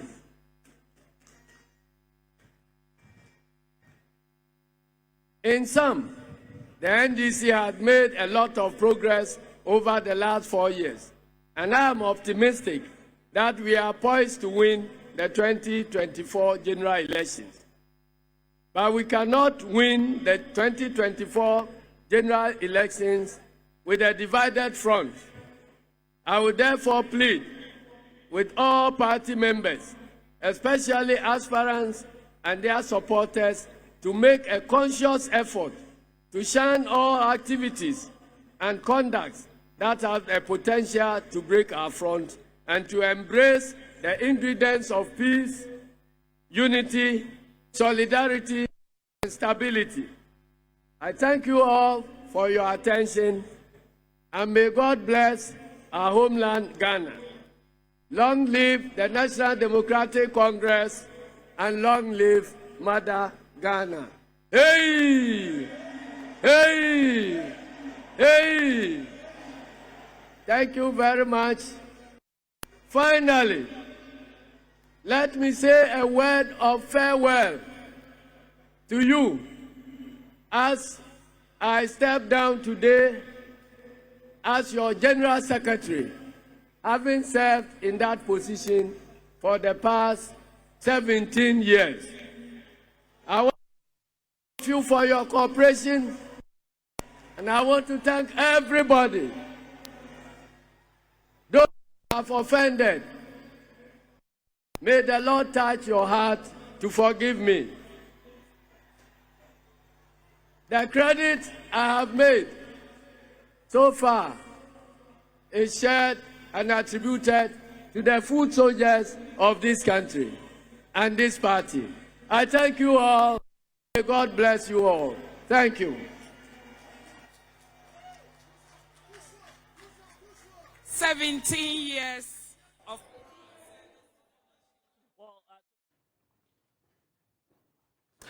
And that, or those were scenes from the Accra Sports Stadium. The General himself, General Mosquito Johnson, as you can see, General Secretary of the party, vying for the chairmanship slot, dressed in battle garb, battle ready, so to speak, also addressing the delegates there, the party across the country.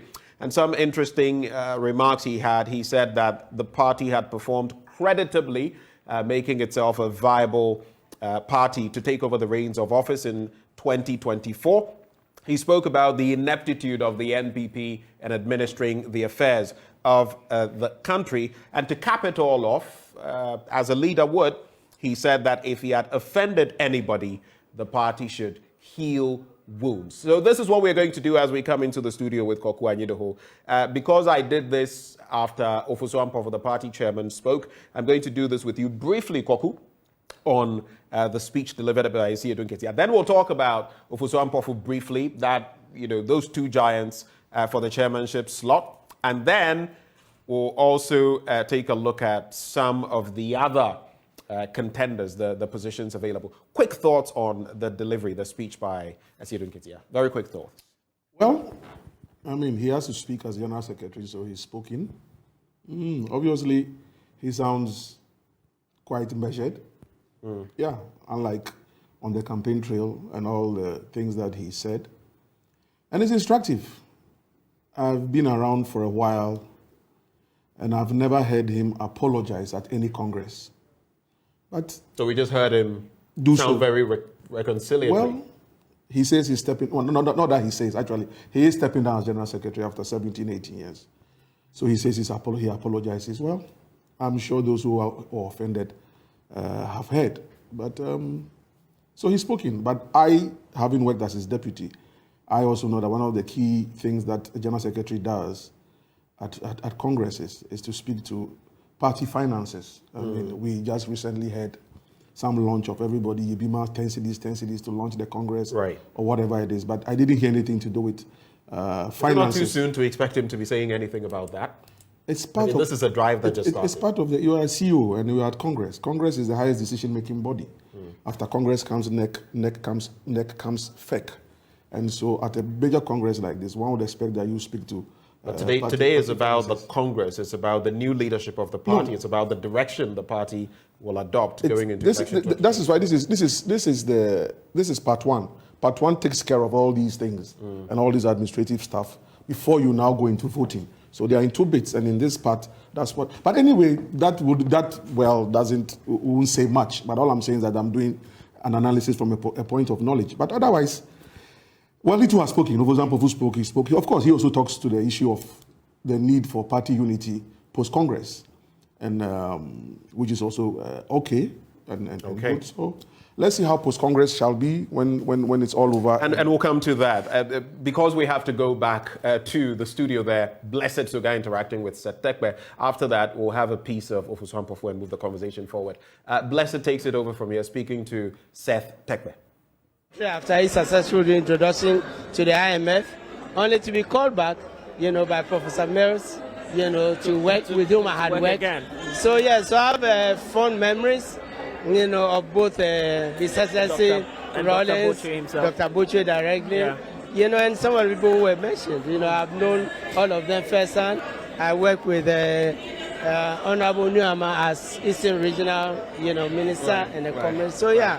So it's really fun. And in fact, you're just telling us how long you've been around, working in the interest of the party and also the nation to try and keep our economy on track. Because right from the days of trying to get VAT rights, then you scaled up, became Minister of State. Of course, you were charged with the responsibility. And by the way, I worked under Dr. Dufo at the time. Of course. Who was a deputy governor. Indeed. And so it's been a long journey for you. You've watched our economy go through the ups and downs. Here we are today, and we're just talking about what we left off from, the staff level agreement that we have reached with the International Monetary Fund. You know too well the workings of the IMF. At this point, do you have any doubts that we may or may not secure the deal? I just have a caution that what we have is a conditional SLA. It's a conditional SLA.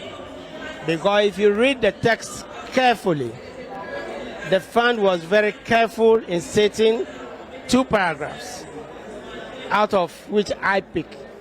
One, it says that the SLA is subject to approval by the management and the board of the IMF.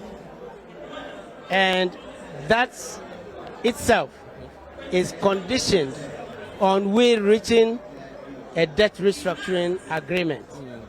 And we just started a journey for a domestic debt restructuring. Yeah. And after that, we would have to move to external debt restructuring.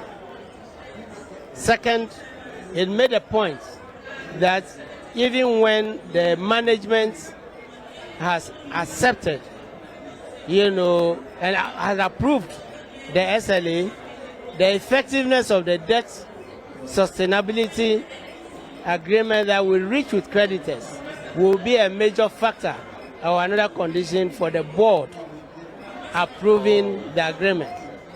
And so I think conditions. Exactly. So I do, in saying that, let me also say that one fact is clear.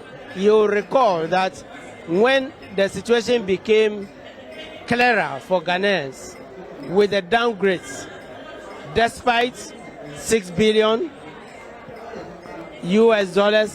of COVID assistance to Ghana, and despite $2 billion of sovereign bond in 2020, another $2 billion before we couldn't go to the markets again. We couldn't turn around the economy. Those are huge sums of money, $8 billion. It tells you that the caution at the time that Ghana should go for a debt suspension agreement under the auspices of the World Bank, the IMF, who were discharging on behalf of the G20. That was timely. But we failed to take advantage of we that. failed to take advantage. Why am I pointing out to this? Yeah. Despite the promises, despite what we have been told, we should remember that we are now doing the same debt restructuring, because the debt suspension is a form of restructuring. And probably we wouldn't have come this far down had we heeded, to that. And that's why I want to pick up your thoughts on the debt exchange program itself. Government is extending the deadline to the 30th of this month. But looking at the arrangement, government says it's voluntary. The Attorney General is warning against any form of revision that may take retrospective effect. Absolutely, yes. What's your impression of how the Finance Minister is approaching the domestic debt exchange program? No, let's talk about the policy. Yeah, I don't want it to look like a banter between, exactly. ministers.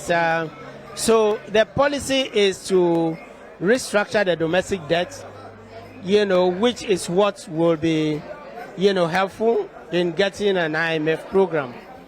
So I think what I want to state about that is to heed President Mahama's call for a wider discussion of the issue. You remember the bankers, some of them are saying, we've just seen this. Pension funds are saying, we've just seen this. The consultation was a bit, weak.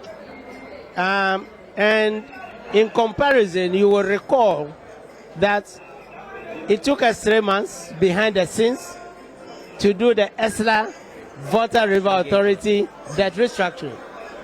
It took us almost 4 to 5 months and into the 2015 IMF program to get the facility which was guaranteed by the World Bank.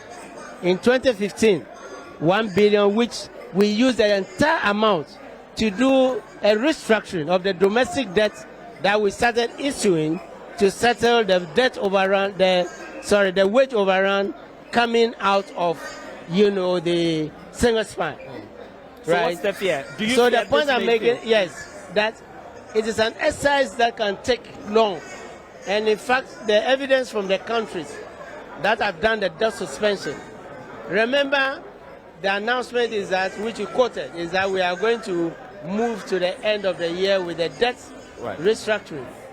That was the deadline that the same ministry gave for us to have reached staff level agreement. We have the conditional one. So it means acceptance of the conditional one is going to go into next year. And we are still talking domestic. And this is why I raise a caution that the euphoria, the engagements may not go well if no, we have to get it right. Right. I don't even want to anticipate that it shouldn't go well. I'm not here to wish the government ill. No, I'm only pointing to what needs to be done. Yes, and the euphoria around the fact that we had reached the suspension. I'm only saying it's a conditional one, and we have to meet the external, and then we can, before we move to go back to the fund with a package which they will, examine. Remember also that by giving us, in principle, 3 billion, and the World Bank coming in with some budget support and the rest, these institutions that are helping us are also now having an exposure to our debt, in addition to past debt, and so they are part of the scheme. And the important thing about the articles of association of the fund is that any loan they give should be under sustainable conditions. And we have had countries like Sri Lanka and others who have been engaging the fund with debt suspension. So I only want to note, that the course ahead, there are still some hurdles to clear. And I wish that we could clear, because if you wish the government ill, the economy is going to go down further. And I would only hope that it can be expedited so that we can reach the fund agreement and then get the relief that we need. And as we speak, deferment on interest payments for the whole of next year, and some more raft of measures that the Finance Ministry is adopting as part of the IMF conditionalities. Do you fear that the next government may not have fiscal space to operate?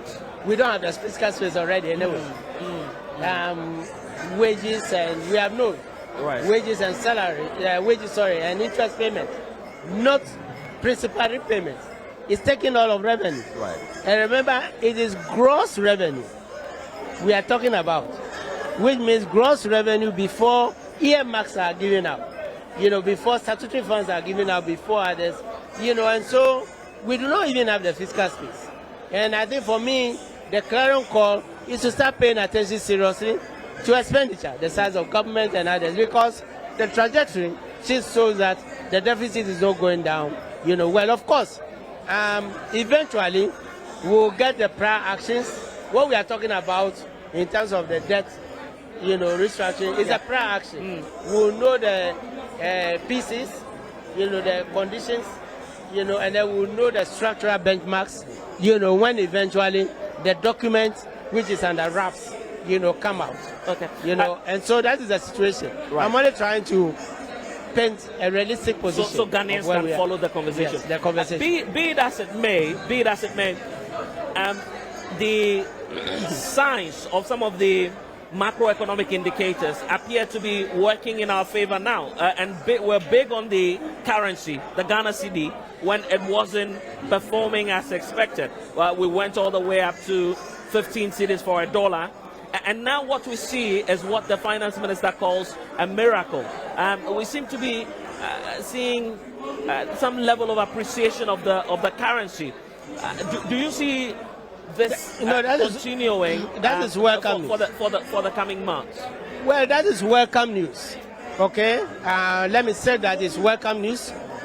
But before I go to your question, does it therefore show that 2 years ago, up to the time we went to the fund program, one of the things that was being pointed out was that our own policies were not credible enough for the markets. Right? Yeah. But we kept saying that we can swim it out. Homegrown. Right? Yeah. So yes, it's a positive, but does it also prove that the staff-level agreement may have contributed to this, and it could have contributed to this under the suspension and other environment much earlier, right? Secondly, we should again be cautious. I am not for, miracles do happen, but in managing the economy, downturns are also miracles, but they are only downturns. Because currently the dollar is weak. The dollar was strong, which was one of the reasons, the cedi was taking a beating. The dollar has started to weaken, right? And so in comparison with the cedi, you see a stronger cedi. Simply because of how the dollar is precisely. Right. Secondly, Europe and others are finding solutions to the oil situation that was moving the oil prices up, which has also tumbled. Not really down, but $70 from over 100 is significant. Right. Right? We import crude oil. We import finished products, it means that we are spending less of forex, which is why the local market, and I would hope that it will benefit inflation as it should. Okay, that's another factor. Right. So you can see that there are external factors, right? But we should also note. So we've been hearing from former Finance Minister Seth Terkper, but it's important, it's crucial at these delegates' congresses that they get goodwill messages. And guess what? The New Patriotic Party has its turn now, and it is delivering its own goodwill message at the grounds of the sports stadium in Accra. Let's hear from them now. Commend you for this success that has been achieved. We also want to commend you for your youth and women conference that was organized at Cape Coast. We wish to remind you, some few issues came out from the Youth Congress, which we need to, as a party, solidarize with you and remind you that the country would need a peaceful coexistence, and we condemn the violence that ensued at the Cape Coast Conference. We do know that the leader and former president of the NDC, the former president of Ghana, John Dramani Mahama, did reminded us that the party has a revolutionary route, and when it comes to violence, nobody can compete you. And we admit, but we remind you that we have the Vigilantism Act that we want you to go through. Mr. Chairman, we want to make an appeal to you. We have actually put together a document.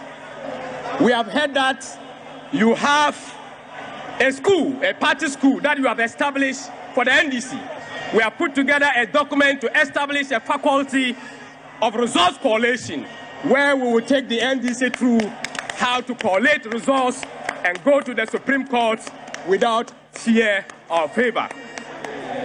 Mr. Chairman, we want to also stand on behalf of the people of Ghana to apologize to the Supreme Court and the people of Ghana for the NDC playing on the emotions of the people of Ghana, despite the fact that you went to the Supreme Court without a shred of evidence to prove your case as the winners of the election.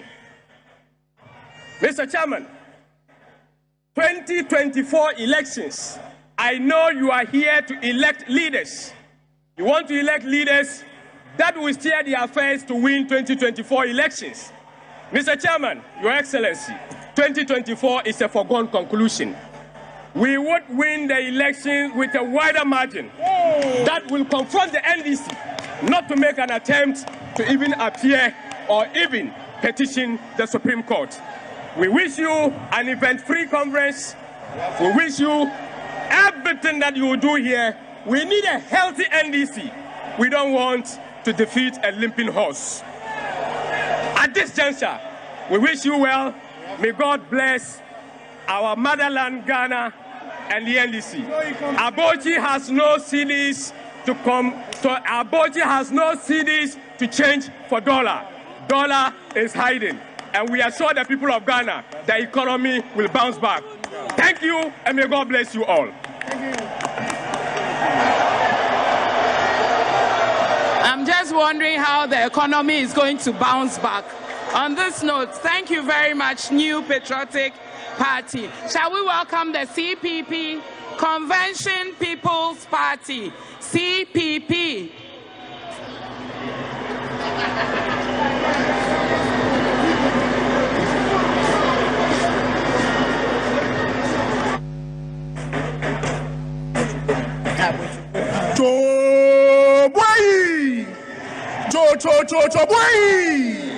Hey. Thank you very much. I'm here with my national organizer, Moses Yire Mambo Ambem. Your Excellency, Comrade John Dramani Mahama, Mrs. Jane Nana Opoku Ajiman, Chairman of Osu Ampofo, our own General Esiedu Inketia, General Mosquito. All other protocols observed. we bring greetings and felicitations from the Convention People's Party, its chairman and leadership.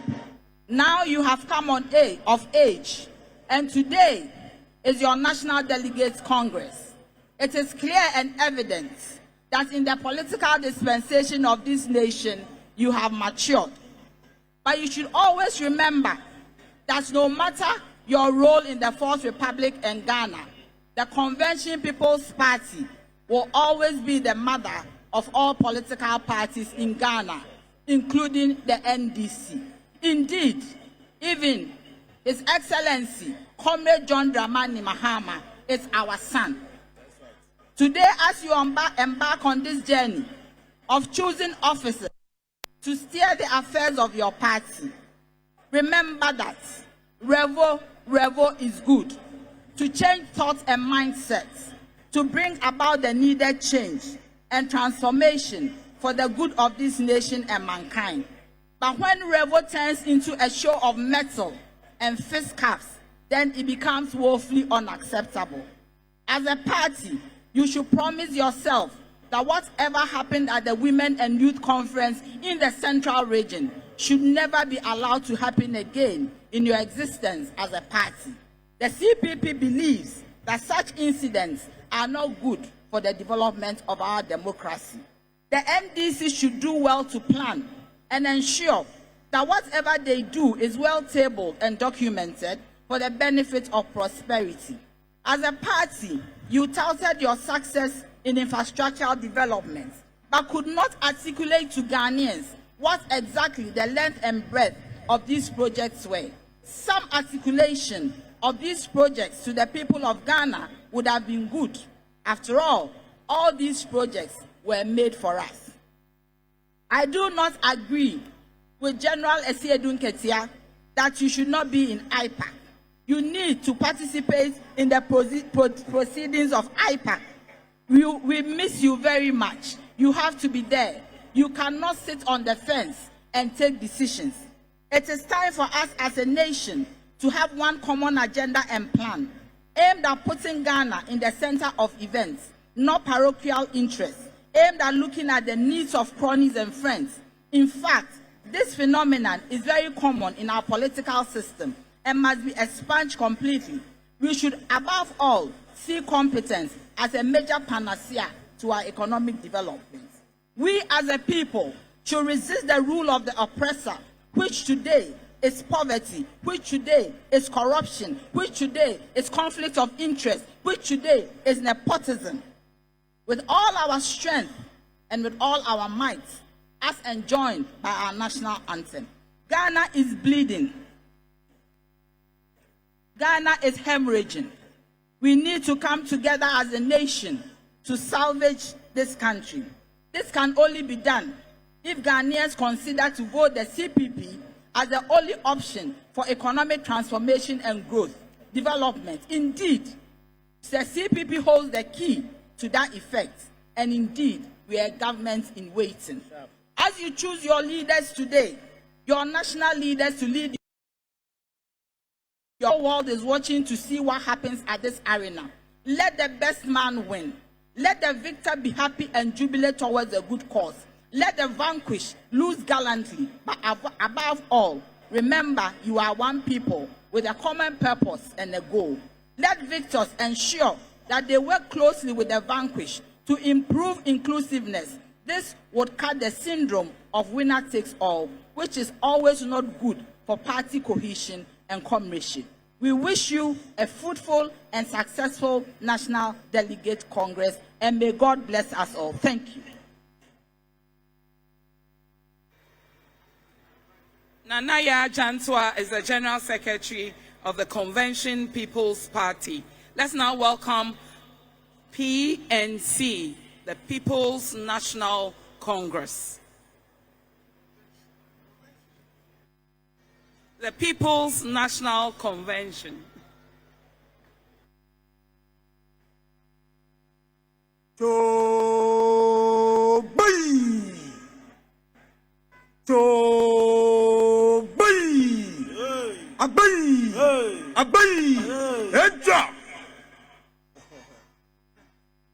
With us here are the national executives of the People's National Convention, and I am Mark Ewusi Ako, the National Youth Organizer. On my left is Audu Ishak, the National Communications Director of the party. Behind me is Hidayah Ibrahim, the National Women's Organizer of the party. And on my right is Masinga. He is the Upper West Regional Organizer.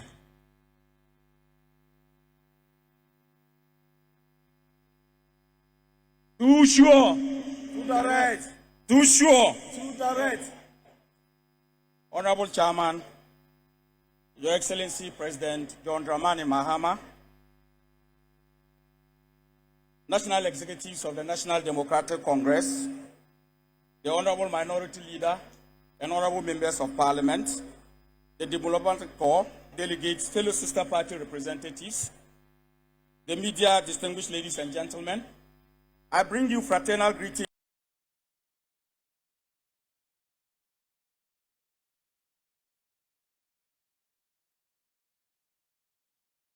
National Convention.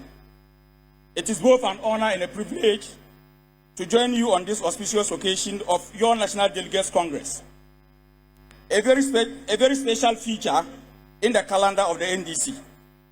Today's event, as we are all aware, is intended to afford you the opportunity to elect the leadership of your party to better position yourselves as a leading and critical political player going into the very crucial elections of 2024. It is tried knowledge that pluralism is the bedrock of multi-party democracy and good governance.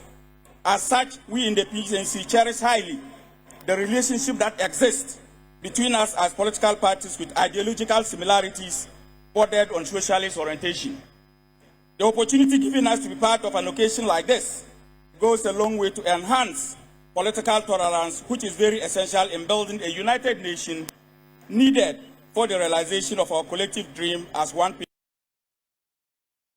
Comrades and friends, the economic hardships and the unbearable living conditions confronting the average Ghanaian today, occasioned by the mismanagement and incompetence of this underperforming and underwhelming government, has made it imperative for the opposition to fashion out ways and means of toppling the clueless and insensitive New Patriotic Party in 2024 as the surest way of offering some hope, reprieve, and relief to the suffering masses.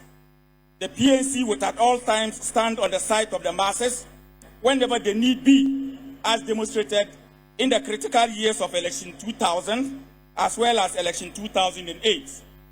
The 2024 elections would not be any different given the exigencies of our time. We are enjoined to call on the minority, led by the indefatigable Honorable Haruna Idrisu, to go the extra mile in holding the feet of government to the fire in keeping trust with the Ghanaian people. We are enjoined to call on the delegates of the National Democratic Congress to use this occasion to elect people with integrity, proven character, and competence to complement our collective resolve in ensuring that we offer the best possible alternative to the good people of Ghana, as what we witnessed today is nothing to write home about. We thank you for the opportunity, and we wish the National Democratic Congress the best of today's event. Thank you so much. Thank you very much. Shall we welcome the PPP?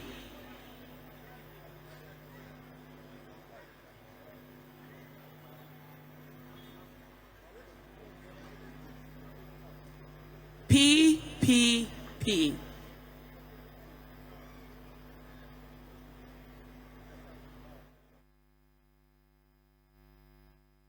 Yaka PPP. What's one kade? Yes, sir. PPP. Yes, sir. Another party, papa. His Excellency, the former President of the Republic of Ghana, his running mate, Chairman of NDC and the executives, all protocols observed. I bring you greetings from the National Committee of the Progressive People's Party. We have come to wish you well on this day that you are electing your national executives. The PPP has started discussion in forming alliance with all like-minded Ghanaians to wrestle power in 2024 under the most difficult times that we are facing as a nation. The alliance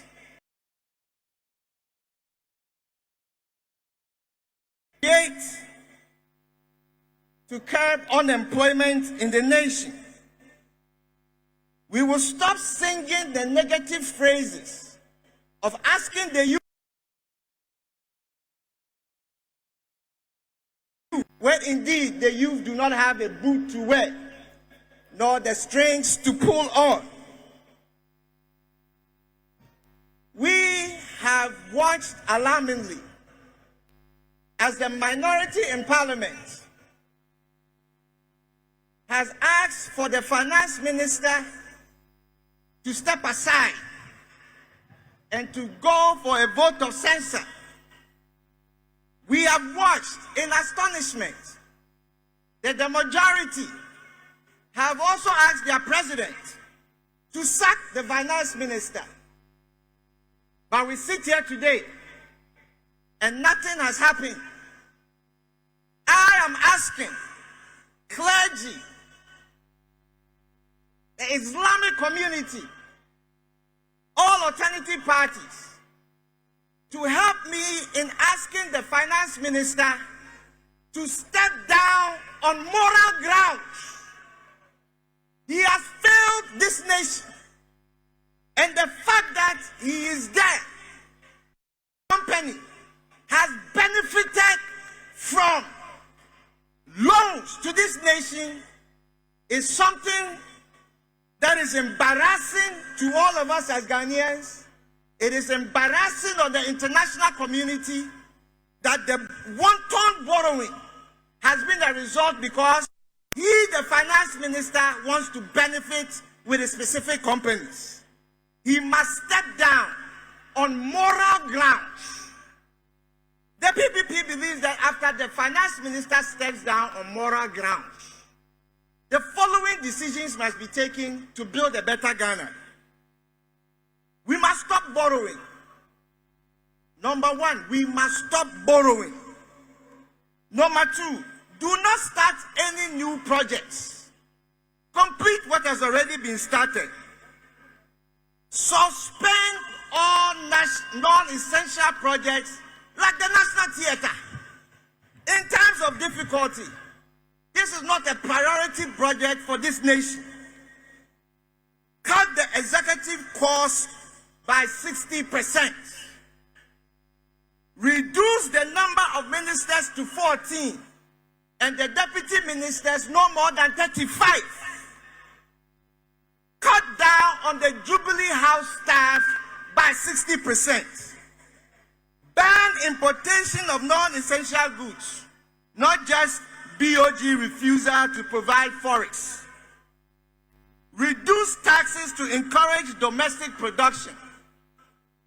Restore indigenous financial institutions whose license were wrongly taken away.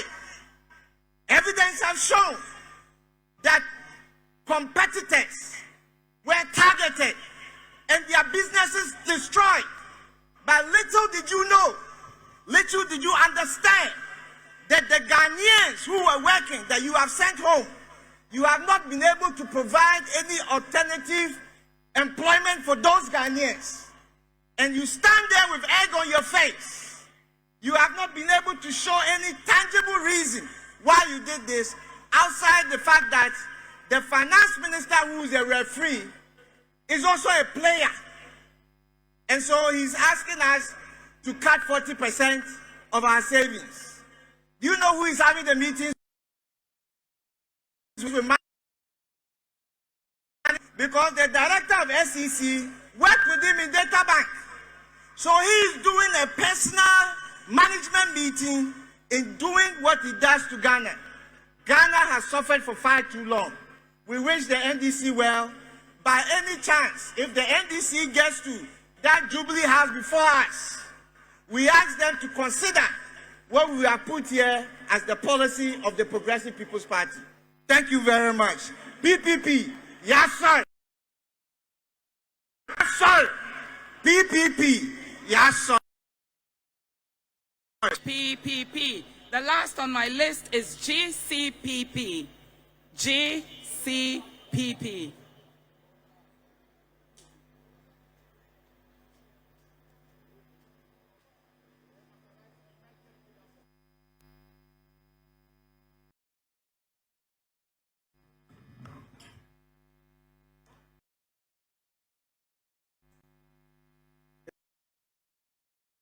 It's John Dramani Mahama. I want to bring you greetings from the great Consolidated Popular Party and the leader and chairman, Dr. Henry Herbert Lati. Today marks a very important period for you all as delegates of the great NDC. You all of us as Ghanaians a duty and an obligation to present to rescue me that is facing unprecedented inconsistencies and hardships. And you cannot do that unless you integrate the principles of domestication propounded by the late Dan Lartey. As politicians, we have created our own deadly phenomenon known as attack dogs and unleash them onto our opponents. We need to tread cautiously as these attack dogs turn around to bite us hard during our internal campaigns and create deep cracks that sometimes are unrepairable. To delegates and aspirants, I say, burn walls and not bridges. As you go into these elections, you are now coaches and players that are worthy enough to face your opponents. Think about this. We have a country to save and a people to govern. Politics is about exchange of ideas and not insults. We need to understand that we have our value system and culture as a people, which we need to guard jealously. As I prepare to launch my operation, Insult is Un-Ghanaian, I want you all to join me to end the era of political antagonism and chart a new path of debating on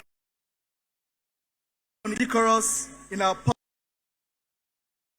younger ones are watching and learning from all of us. We the GCPP wish you well, and I say, know that at this time you need a strategist. At this time you need a vision leader who knows and understands the issue. Long live the NDC, Ghana, and make it great and strong. We wish you all the best. Thank you very much, GCPP. I've just been told that APC has joined us. AP.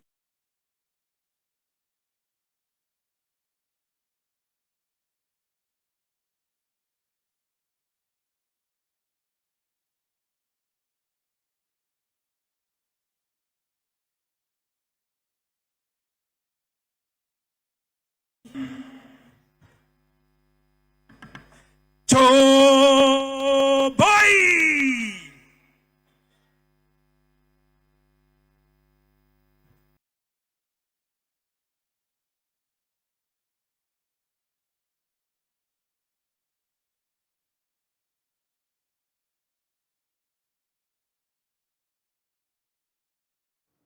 Well, scenes there from the Accra Sports Stadium, and we've heard 4 parties deliver their solidarity messages. We were just about to hear from the representative for the All People's Congress, that is the APC. Some glitches there, we apologize for that. We're also picking the feed. But we've heard from the MPP, and they spoke about the fact that, well, they are looking forward to what the NDC would do, and that hopefully today wouldn't see the scenes we saw at the last Congress when they elected national youth organizers and women's organizers. We heard from the PNC. Then we also heard from the PPP, and the representative focused on the economy and the rescue mission, as well as the Great Consolidated People's Party, which spoke about debating decorously and eschewing politics of insult. Let me come into the studio briefly. If we get to connect with the feed and hear from the APC, we'll do that. But let's come into the studio. Koku, so you've heard from all of these parties that have spoken. There seems to be a general tenor of failure on the part of the MPP that they are reflecting, talking about the economy and all the other outstanding matters. What do you make, very briefly, of the messages that you've heard so far? Well, like I said earlier on, Benjamin, we all fall into the bracket of opposition political parties. That's the NDC and, of course, except the MPP. And so it's expected that all the opposition political parties will take a jab at the current government. It's standard. They were in opposition, they also did it. So it's the standard rule of engagement, so it doesn't come as news to me. For me, what caught my attention is from the GCPP and I think the PNC, and they used the term better Ghana, that they hope that the NDC, given the opportunity again, will build a better Ghana. And that's what we are all wishing and asking for. I heard Setekpe earlier on speak to the fact that he will never pray for the economy to collapse, because if it so happens, and even we get power, it will just be more work that we will not be able to sail out of. And so I think that the general tenor of the messages are quite clear. I mean, the challenges facing the current administration and the fact that Ghanaians are wishing for a better Ghana. And as for me, anything around better Ghana will always catch my attention, because that was how President Mills swung into power. Better Ghana, building a strong and resilient economy, investing in people, infrastructure expansion, governing in an honest, open, transparent manner. So a better Ghana. Incidentally and interestingly, Benjamin, I've not heard the NDC itself speak and mention that better Ghana phraseology. And those are some of the things for me, when I talk about, it's not because you are bitter or because there's energy in words. The words we speak are life and death. If we wish that we want a better Ghana, let's just continue to say it. Say it, say it. For those of us who believe in scripture. Is our country going to get better by merely wishing for a better Ghana? We have a Ghana Beyond Aid agenda. It hasn't done much for us in terms of rhetoric. I have seen the desire for a better Ghana, and a blueprint and a model was put in place. And if you look at in recent history, and especially in the wake of the economic challenges, the data is now very clear that under President Mills, €0 bond. €0 bond. Yet 34-month single-digit inflation, a stable currency, reserves, payment of arrears, infrastructure expansion, job creation, stable economy. It can be done. It's about commitment. Right, it can be done. Let me ask you, interesting though, one of those speakers, one of those delivering the solidarity messages, called on the NDC to return to IPAC. Your thoughts on that? Key. Is it not interesting and ironical that at a point in time we had, some comments coming from the NDC officials asking for EC to, as it were, throw out all these small parties from IPAC, for which reason they are upset, and that the EC is in cahoots with these other political parties to have an anti-NDC agenda.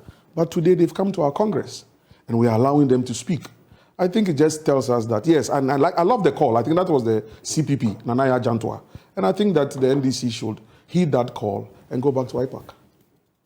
I would like us, before it doesn't appear we'll be hearing from the representative of the APC, maybe we'll get that version as and when it's available for you, and we'll hear from other speakers as well. But before we take a look at the 14 slots that are available and who are contesting, before we take a look at that, let's also take a look at Ofosu Ampofo.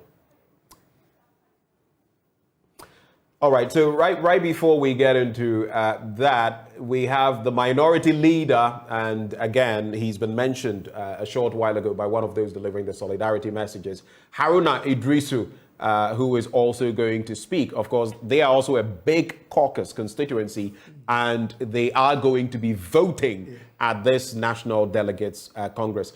Let's just connect with the feed and hear from the minority leader. Let's find out what he has to say. Members of our Council of Elders, very distinguished delegates of the National Democratic Congress. How gratifying it is this afternoon to address you, parliamentary minority group, the gallant 137 members of parliament who are doing their the NDC as a credible, worthy alternative government. I bring to you warm felicitations from the entire caucus, which is united to work around the leadership of our party to save this country, to save our economy from President Nana Addo Dankwa's misrule and misgovernance. Distinguished ladies and gentlemen, in every civilized democracy, there is what we call the essential ingredients of the democratic process. One of it is that there is freedom of expression, freedom of speech, built on the foundations of what is referred to as an independent electoral commission. One of the requirements again is an independent media that regulates and reports the affairs of states. Ladies and gentlemen, as I address you, we should be mindful that the decisions we take as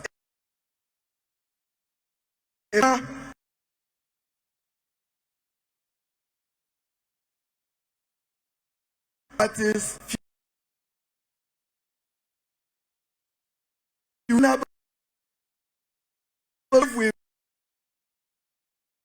party come December 2024 to end the misery that they have subjected us to. Distinguished ladies and gentlemen, I want to limit myself cohort with the Electoral Commission of Ghana to deny Ghanaian citizens legitimate guaranteed constitutional rights under Article 42 of our Constitution, which guarantees the right of every citizen of 18 years and above to be on the electoral roll and to be registered as a voter. Is it not significant that since the inception of multi-party democracy under the Fourth Republic, the Electoral Commission of Ghana under Jean Mensa has failed to operationalize Article 42 of the 1992 Constitution by way of periodic annual voters' registers exercise. Since 2020, Ghanaians who have attained the age of 18 into 2021, 2022, and probably even to the early years of 2023 have not been given the opportunity to be registered as voters. We simply in the defend the constitutional particular Article 42 of our Constitution. Is it also not instructive that they are masquerading to deny us of a deserved victory in the 2024 elections when we are told that they want to use the Ghana card as basis for electoral register? First of all, we know that the Electoral Commission of Ghana under Article 4 Constitution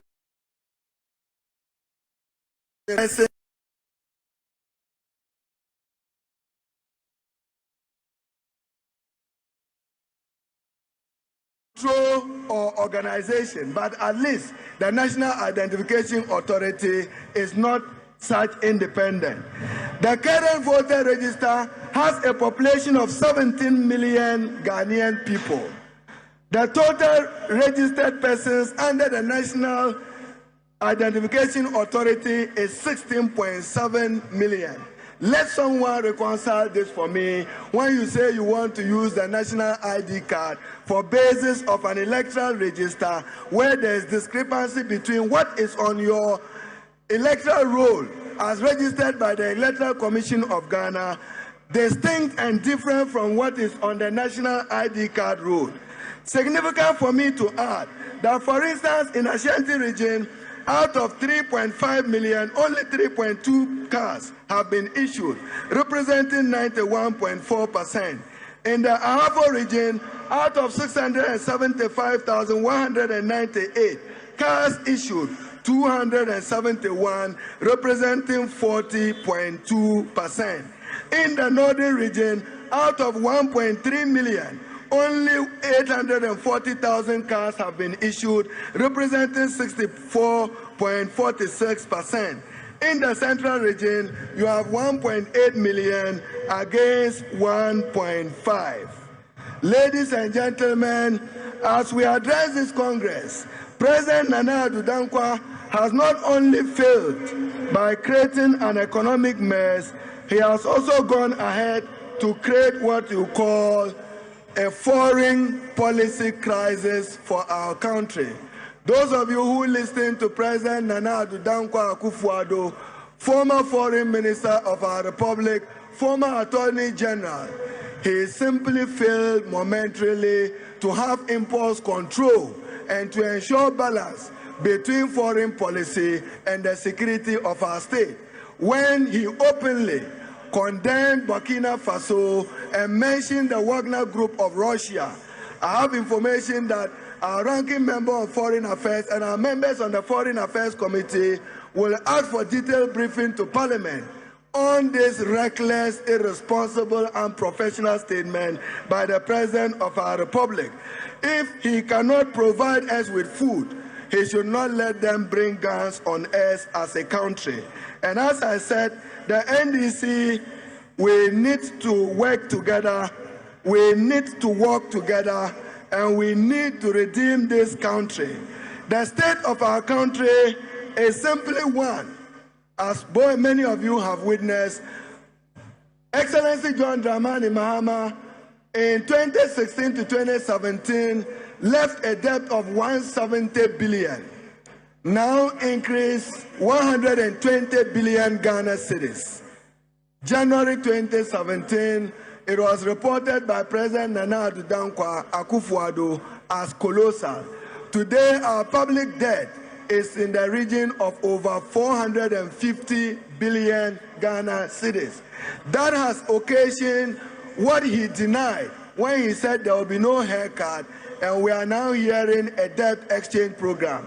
So to the new patriotic party persons who just appeared before Congress to solidarize with us, your joy and celebration over the appreciation of the cedi may be short-lived. So don't over-celebrate. Inflation is still at 50%. Cost of living is still high. Cost of goods and services is still high. You are not able to determine even public sector wages. And now the minimum wage is 14.8 cedis, and a loaf of bread is 25 Ghana cedis. This can only happen under the non-performing party headed by President Nana Addo Dankwa Akufo-Addo.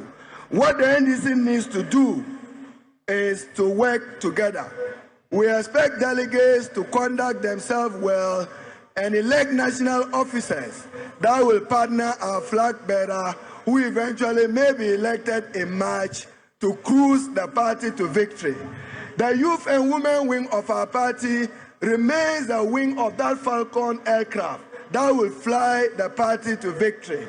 I therefore urge our youth and women's wing to demonstrate discipline, mutual respect for each other, and fly the party to victory with the national executives to be elected today. Distinguished ladies and gentlemen, I need not take credit, but to say that at least we increase together working with all of you and the national executives of our party, we increase the number of elected MPs of the party from 106 to 137 of a hung parliament. A hung parliament that we are doing our utmost best to ensure that at least going into the future, my major concern and worry, and Congress must begin finding answers to it, the NDC must begin finding answers to it. What kind of economy is John Dramani Mahama likely to inherit in 2025? What kind of governance are we to provide? The Ghanaian people expect nothing but meaningful governance that respects their security and safety, and governance that shares the opportunities of our country. But at least we are certain that Excellency John Dramani Mahama will not run a nepotistic government. We are now being told that President Nana Addo Dankwa Akufo-Addo, his war against corruption is in tatters. Even the special prosecutor he appointed has not been paid for 16 months. And he himself has gone on to do appointments that offense Section 21 of the Special Prosecutor Act and Article 195 of the Constitution. Charity, they say, begins at home. We expect all of them to demonstrate fidelity to the law and fidelity to the Constitution of Ghana. Let me, on behalf of the NDC caucus and on my own personal behalf, wish the 10th National Delegates Congress every success and wish you all travel messages back. God bless us all and thank you all. Thank you. Thank you very much, Minority Leader, the Honorable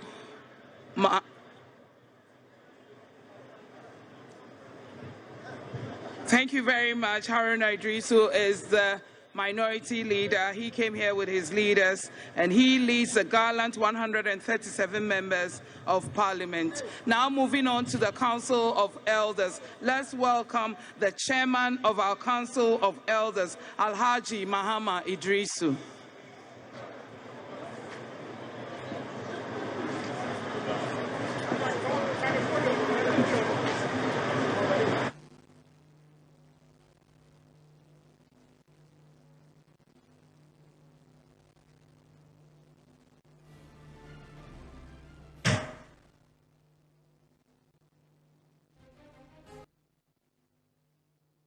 NDC.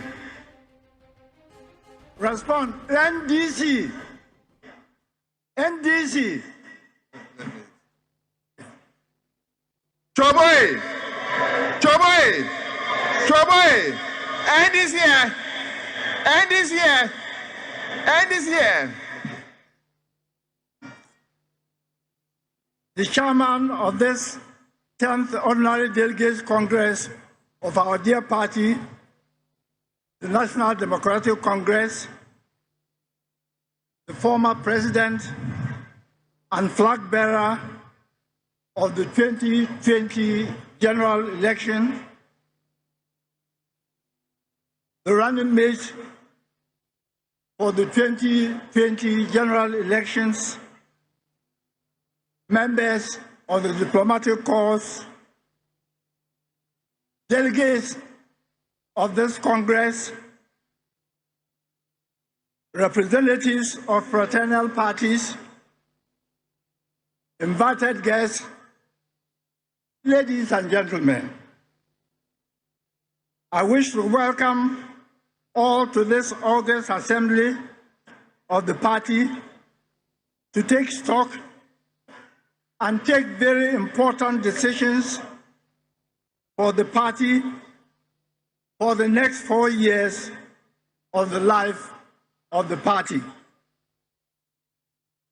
The last 4 years have been very challenging, but the party has managed to pull through. the positive lessons learned from those challenges to be brought to bear on the decisions that we as delegates shall take at this Congress. At this Congress, we should elect people based on the ideals and values of the party. We should choose people who will strive for unity of the party and people who will sacrifice for the party.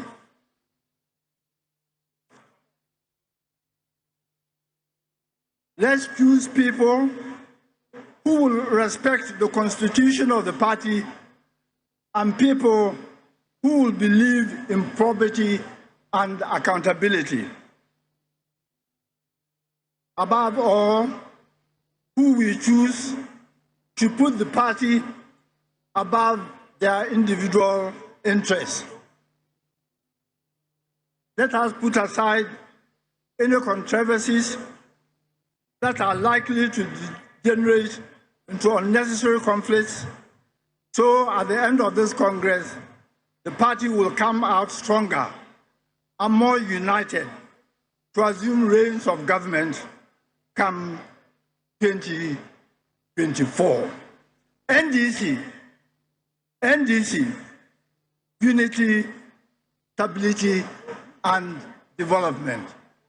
I wish you all a successful Congress. Thank you. Thank you very much.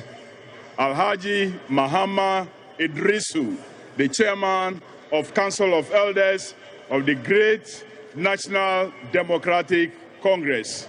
Your speech was straight and direct and is matching us to prepare for power.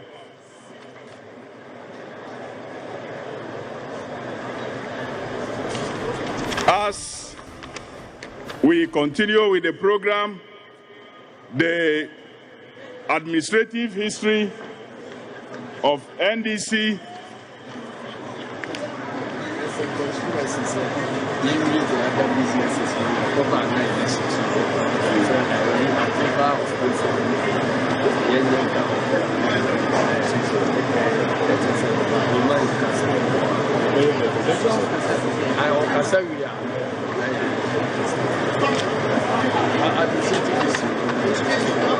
Chobwe.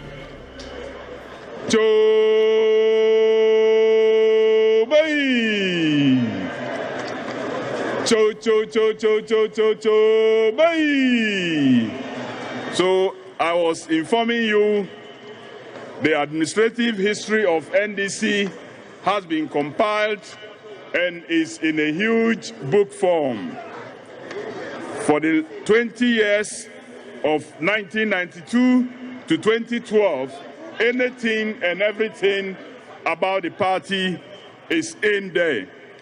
It was selling at 1,000 Ghana cedi per copy, but courtesy this Congress is been reduced to 700 Ghana cedi per copy, so that as many of you as possible will return home with a copy, so you can have the history of this party in handy. You will know that in 1992, we were in Cape Coast to have our first Delegates Congress.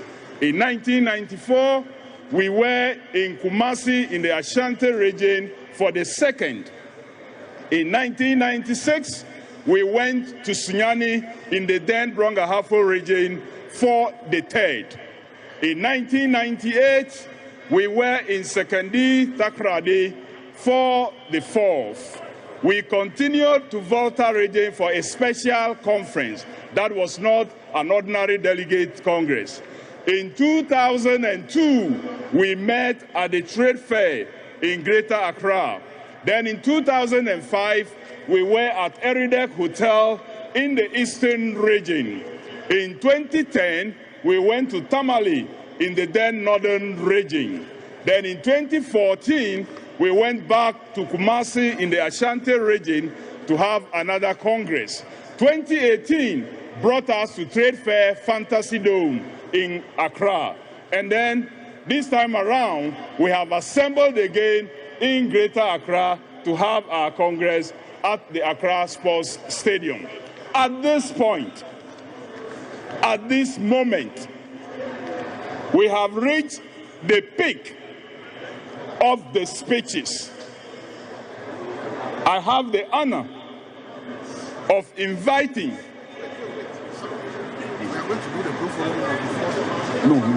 the pro-forum will be done. We have agreed.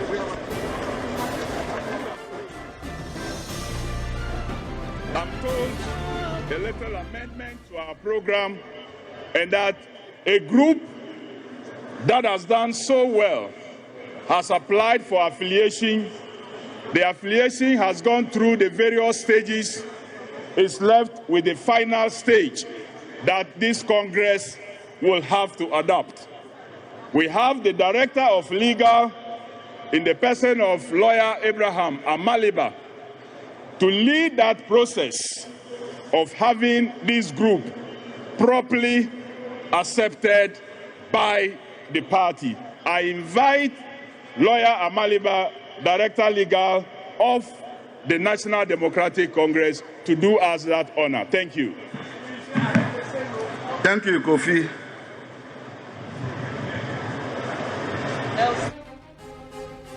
I move the motion for the adoption of the resolution for the affiliation of Professional Forum of the NDC, otherwise called Pro Forum.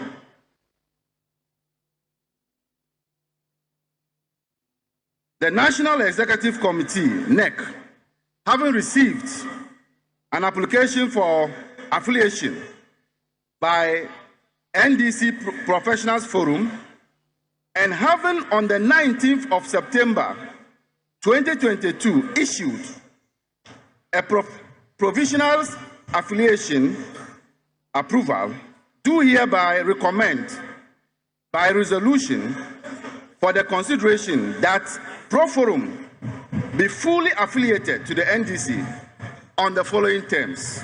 1.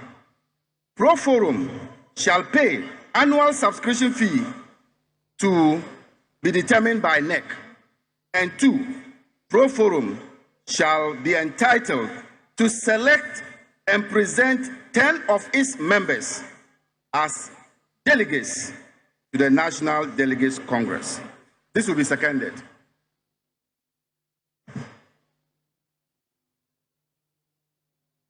Mr. Chairman of the Steering Committee of Congress, I stand here to second the motion ably moved by Comrade Abraham Amaliba. And in doing so, I wish to make a few comments about Pro Forum. Indeed, the Pro Forum is a body which was established after the 2016 general elections, and part of the outcome of the Dr. or Professor Kwesi Boatwell report, we recommended that the NDC needed certain professional bodies to support it. As a result of which, the Pro Forum started preparing itself as a body which will be affiliated to the NDC. Even before the formal affiliation, the Pro Forum has proved itself very, very useful to the NDC by supporting the NDC in various ways. Indeed, the philosophy of the Pro Forum, its aims and objectives are very similar and acceptable to the NDC. And so we have no problem in accepting the affiliation of Pro Forum. The NDC has no difficulty in accepting the affiliation of the Pro Forum. Ladies and gentlemen, I therefore wish to recommend your endorsement of this particular motion. On the basis of that, I second this motion. Thank you very much. The question will be put. The motion to accept Pro Forum as an affiliated body has been moved and has been seconded. Now I'll put the question. As many people as want Pro Forum to be included in our program, affiliated to us, say aye. Aye. As many as don't want Pro Forum to be affiliated, say no. Ladies and gentlemen, the ayes have it. So Pro Forum is now an affiliated group to the NDC. Thank you very much. So I'll call on the leadership of Pro Forum to approach the days. I also want to invite Alhaji Mahama Idrisu, the chairperson of the Council of Elders, to approach the days and present to Pro Forum the certificate of affiliation. So we have Alhaji Mahama Idrisu here. Alhaji Mahama Idrisu will do us the honors.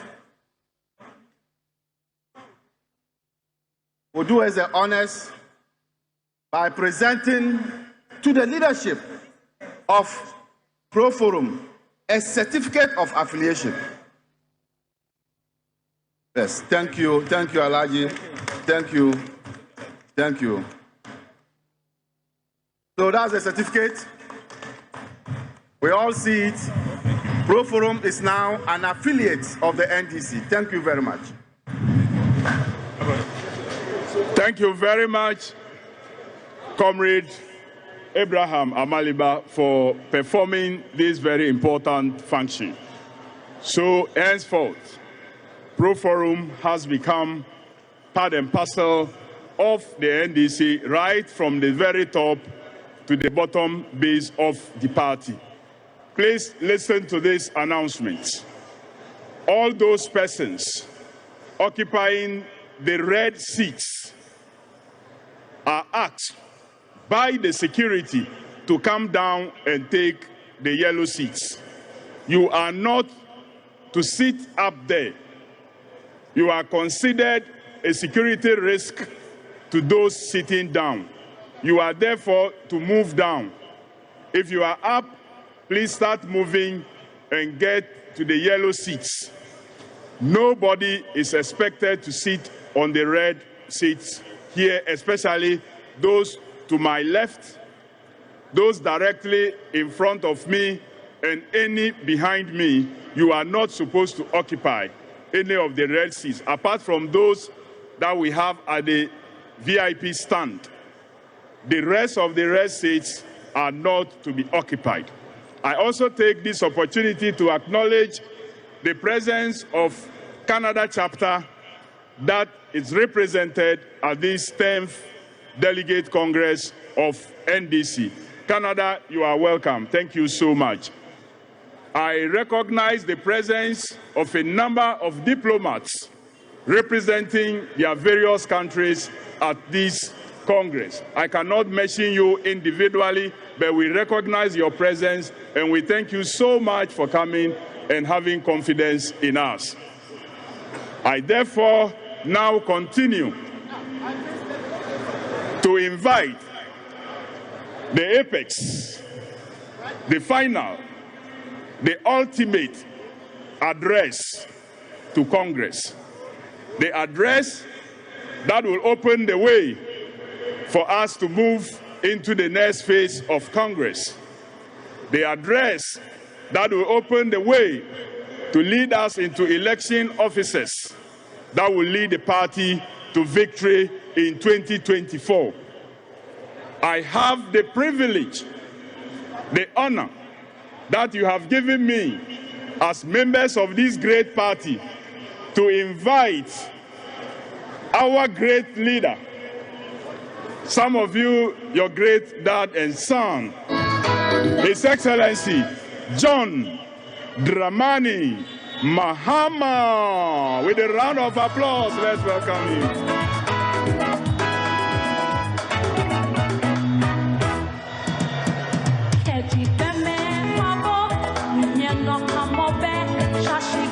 Let's make the noise as he comes, as we enjoy the music, let's make the noise.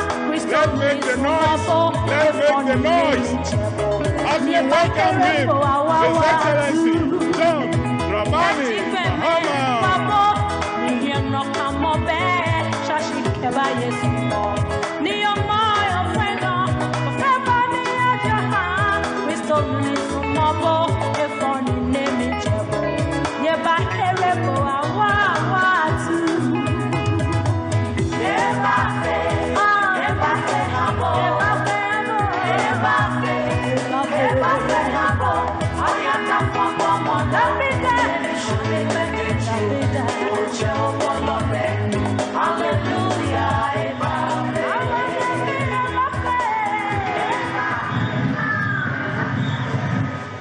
Thank you, thank you, thank you.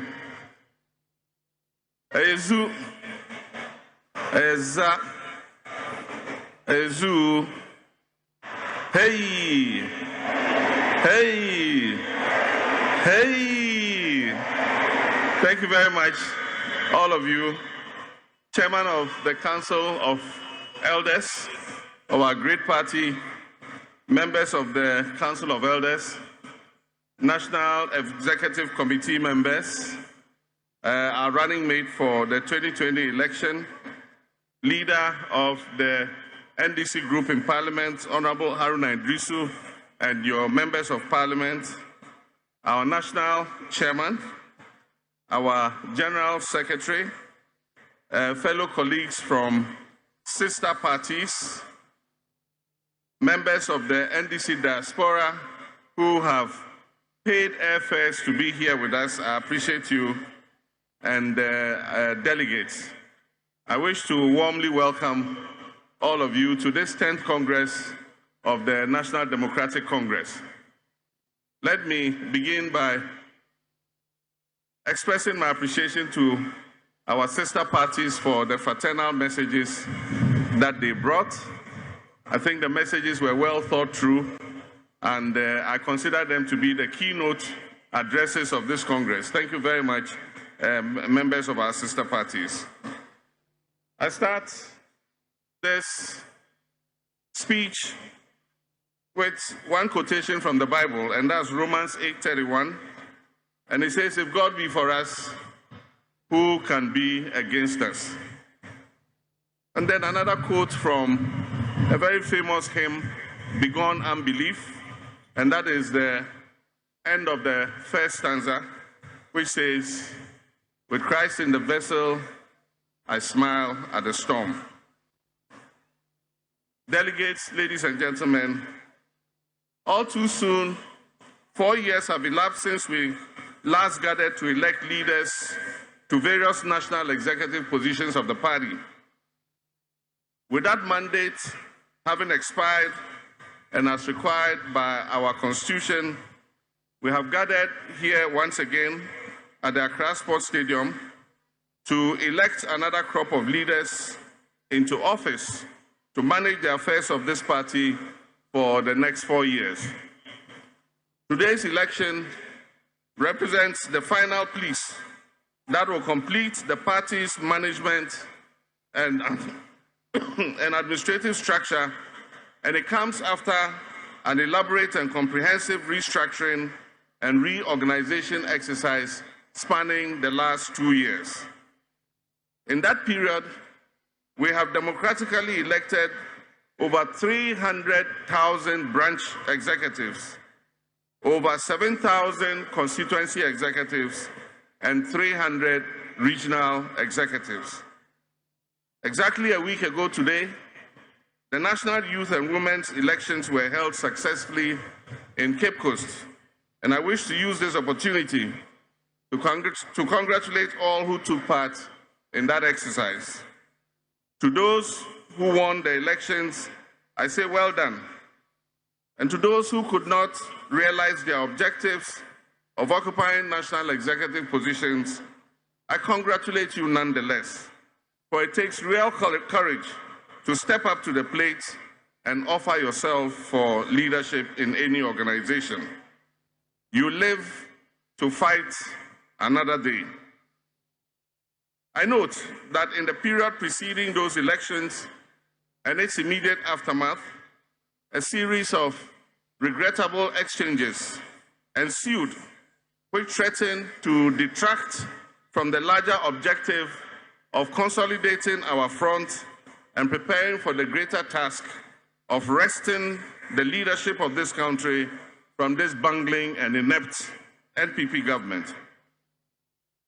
I have, in conjunction with various elders of the party, moved to resolve the differences that gave rise to these exchanges, and I'm gratified to see that calm and normalcy has gradually returned to the youth front of our party. I'll reiterate the counsel I gave to those involved in these exchanges that victory or defeat in internal contests should not provide the basis for feuds, as they serve no purpose than advancing the interests of our opponents. The NDC possesses adequate organizational capacity and acumen to resolve internal disputes.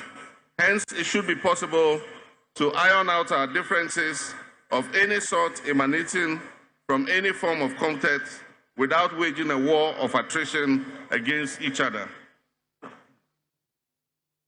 I've observed, though to a much lower extent, similar sharp rhetoric and exchanges in some of the contestations leading up to today's election. And I want to urge an appeal for restraint and demonstration of maturity, which we have exhibited many times over, even as we go through today's important exercise. I expect that the period during and after these elections would be peaceful and cordial, and that we can immediately set about the task of preparing the party to our next power from the MPP to offer sound and proper governance for this country. This party brims with the democratic spirit, and we have withstood many intense and highly competitive elections, and we have emerged unscathed.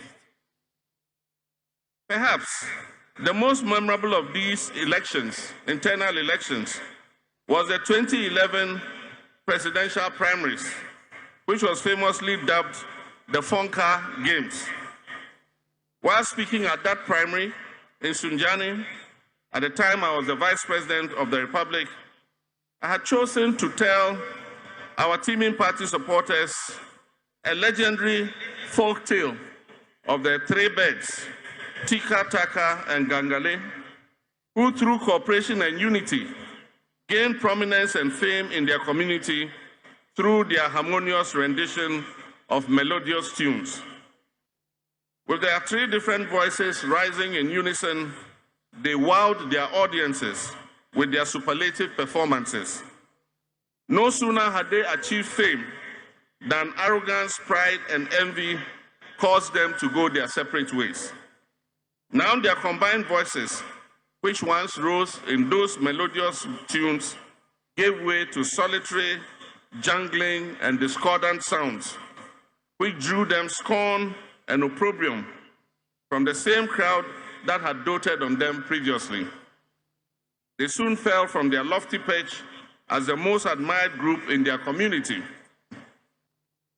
The gravamen of that tale, I told over a decade ago, is that in unity lies strength. And this still rings eternal, and it appropriately captures the danger of allowing ourselves to be torn apart by avoidable conflict and disunity. Individual aspirations and interests must be subsumed under the larger interest of the NDC and our dear country Ghana, which is in dire need of rescue from the hopelessness and the dark abyss that we have been thrown into by this government. What is taking place today is not just an election to determine who occupies what position in the top echelons of the NDC. What we're doing here today would amount to a declaration of intent by us to lead the broad masses of Ghanaians in one big push to dislodge this government which has been abject and dismal in the governance of this country at the next polls in 2024. This is an absolute national imperative, and we cannot fail at it. At this point, allow me, ladies and gentlemen, to appreciate the hundreds of thousands of friends, supporters, and members who responded to my call to support our fundraising for this 10th National Delegates Congress. Even though our call for support came rather late, I'm happy to announce to you that through small mobile money payments of 10 Ghana cedis each, donations and deposits into our National Congress account, we received a total of 1,083,000 cedis in 12 days.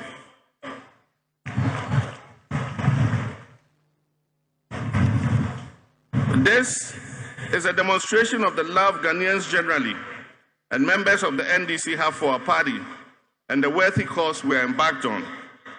I also wish to express my appreciation through this medium to other donors who wish to remain anonymous, but who helped us to make up the shortfall in our budget for this Congress. We also received material donations, including bags, thousands of bags of water, rice, event logistics, and other non-monetary gifts to support the Congress. To all such donors, I stand on behalf of the party and say to you, Ayiko, thank you. I want to use this opportunity to demonstrate to all that there's a fundamental responsibility on our part, especially as executives and party supporters, to help finance the party. We cannot leave party financing on the shoulders of just a few people. To buttress this point, I wish to pay tribute and salute our chairman of Trifu Ati Mokwa constituency in the Central Region, Mr. Hakim Adai, who I noticed while going through the list of people who donated to this Congress. Mr. Hakim Adai, chairman of Ati Mokwa Central Region, made a cash donation of 10,000 Ghana cedis through his local GCB branch to our Congress account. Mr. Hakim Adai, I salute you. Thank you very much. And I wish to personally meet you, to shake hands with you after this opening ceremony. So look out for me. Ladies and gentlemen, the good people of Ghana have suffered 6 years of appalling misrule, corruption, waste, arrogance, nepotism, and abuse of office, human rights violations, and economic mismanagement never before seen in our history. Pain and anguish have swept through the land and left in their wake a people buffeted on all fronts who need all the inspiration and hope we can muster. 6 years of reckless and irresponsible mismanagement of the economy has rendered our people broken and struggling to survive from one day to the next. The Akufo-Addo and Bawumia government have supervised the worst economic conditions in several decades and brought upon us hardship that an entire generation of our population has never witnessed before in all our existence. The life savings of Ghanaians, their business capital, their pensions, and the very survival of our commercial banks and insurance companies are threatened by the first debt restructuring ever undertaken by our country. And this is because of the reckless borrowing of the finance minister and the economic management team led by His Excellency the Vice President. 0% in 2023, a measly 5% and 10% interest will be paid in 2024 and 2025, respectively, with minimal installments of principals due for payment to be made over a 5 to 15-year period. Meanwhile, several individuals and pensioners cannot guarantee that they will be alive by 2037 to see the final 41% maturity of their principal. Our dear Ghana, country Ghana, that has been a poster boy of democracy, good governance, and economic progress, stands on the brink of bankruptcy and economic ruin. Yet, we have a president who enjoys spouting the rhetoric of self-respect and restraint from begging Western nations for support. And yet he has spent the last several weeks on the telephone with Western leaders, asking them to beg the IMF to grant Ghana the recently announced staff-level agreement for an extended credit facility. Our dear nation has never been so put to shame and come close to being a beggar nation as we are today. And yet, this is the same person who only yesterday said, Ghana enye ohiamai, yet isikaso ekom die.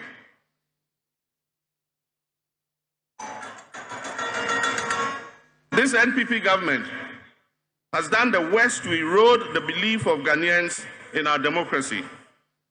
Many Ghanaians see their situation as hopeless and are willing to take the hazards of dying in the Mediterranean Sea or electrocution on a high-tension transmission line in Kaswa.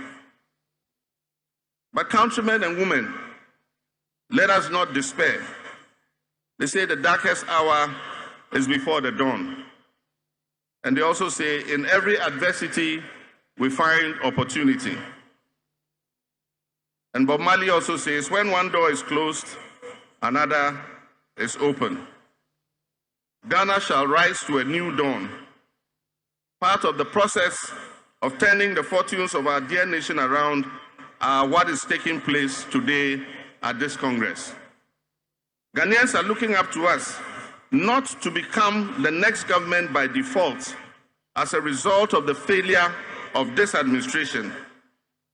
Ghanaians are looking up to us to be the choice because we're a better alternative. We must not win by default of the lapses of this administration, but we must win because we are the better alternative to govern this country. And I've heard many people say that when we win power, we must do exactly as the MPP are doing.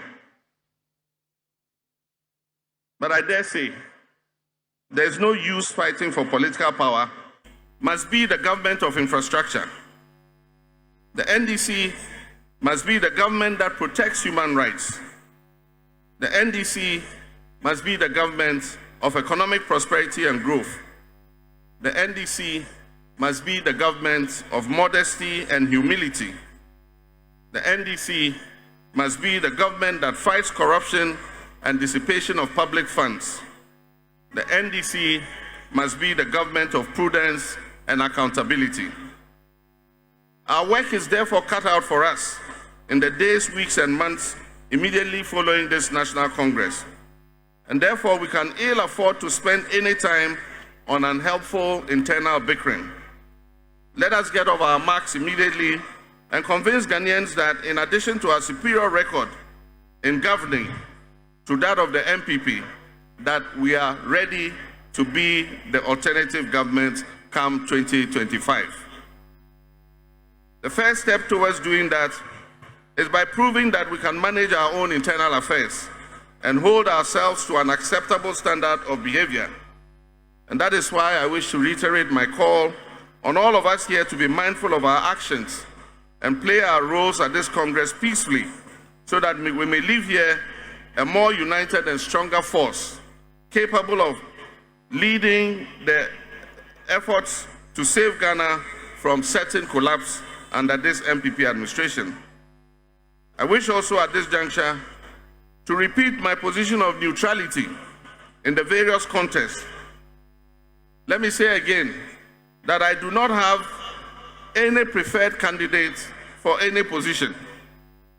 And I urge all delegates to vote based on your own appreciation of the messages of aspirants and their conviction about their capacity to work in the larger interests of the party. I stand ready to work with all those you elect to lead our great party and to contribute my quota to our objectives, which primarily revolve around saving this country and building the Ghana we want. We've gone through and passed this test many times, and I trust that we'll pass it again with flying colors this time too. Let me finally wish all aspirants the very best of luck as you go into this contest. All of you are winners in your own rights, and the courage you have demonstrated by offering yourselves in service to NDC and by extension Ghana is worth commending. As with the very nature of contest, there will be winners and there will be those who are unsuccessful in their attempt. I urge the winners to be gracious and conciliatory, and I also encourage those who do not make it to take it in their stride. And remember that there's more than enough room for everyone to contribute towards the success of the NDC. Whether or not you hold elected office in the NDC, there will always be a role for you to play in the scheme of things. And finally, before I take my seat, I wish to thank the Electoral Commission for coming to supervise this election in this Congress. I wish to thank the Ghana Police Service for providing security for this Congress. And I wish to thank the media who are giving us live coverage for all that you're doing for us. May God bless you, and I wish everyone a successful Congress. Thank you very much.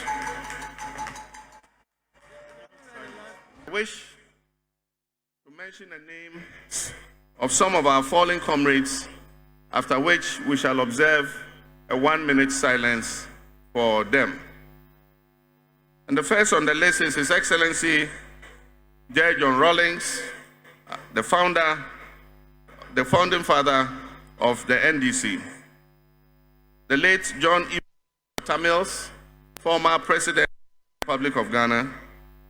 His Excellency Kwesi Emisa Atta, my Vice President.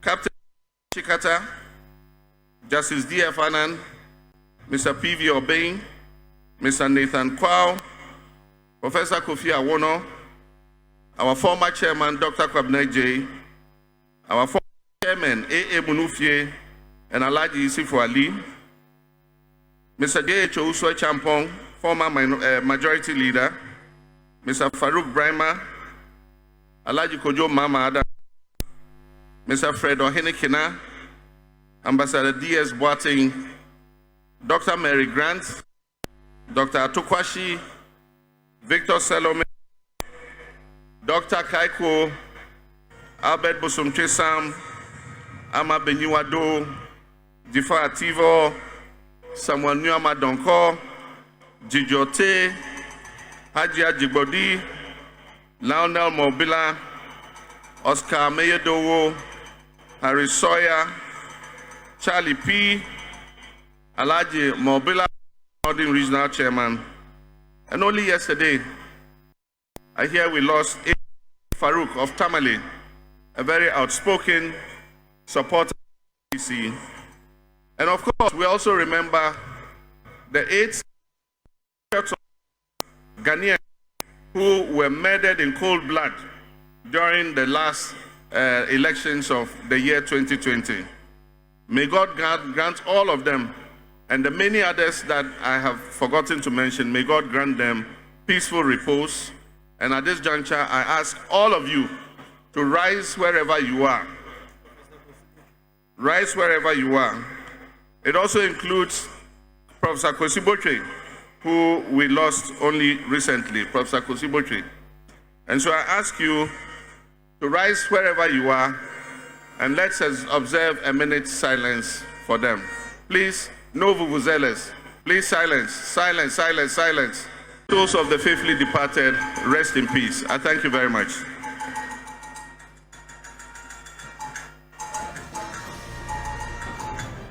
Thank you very much, Your Excellency, for such a deep message delivered.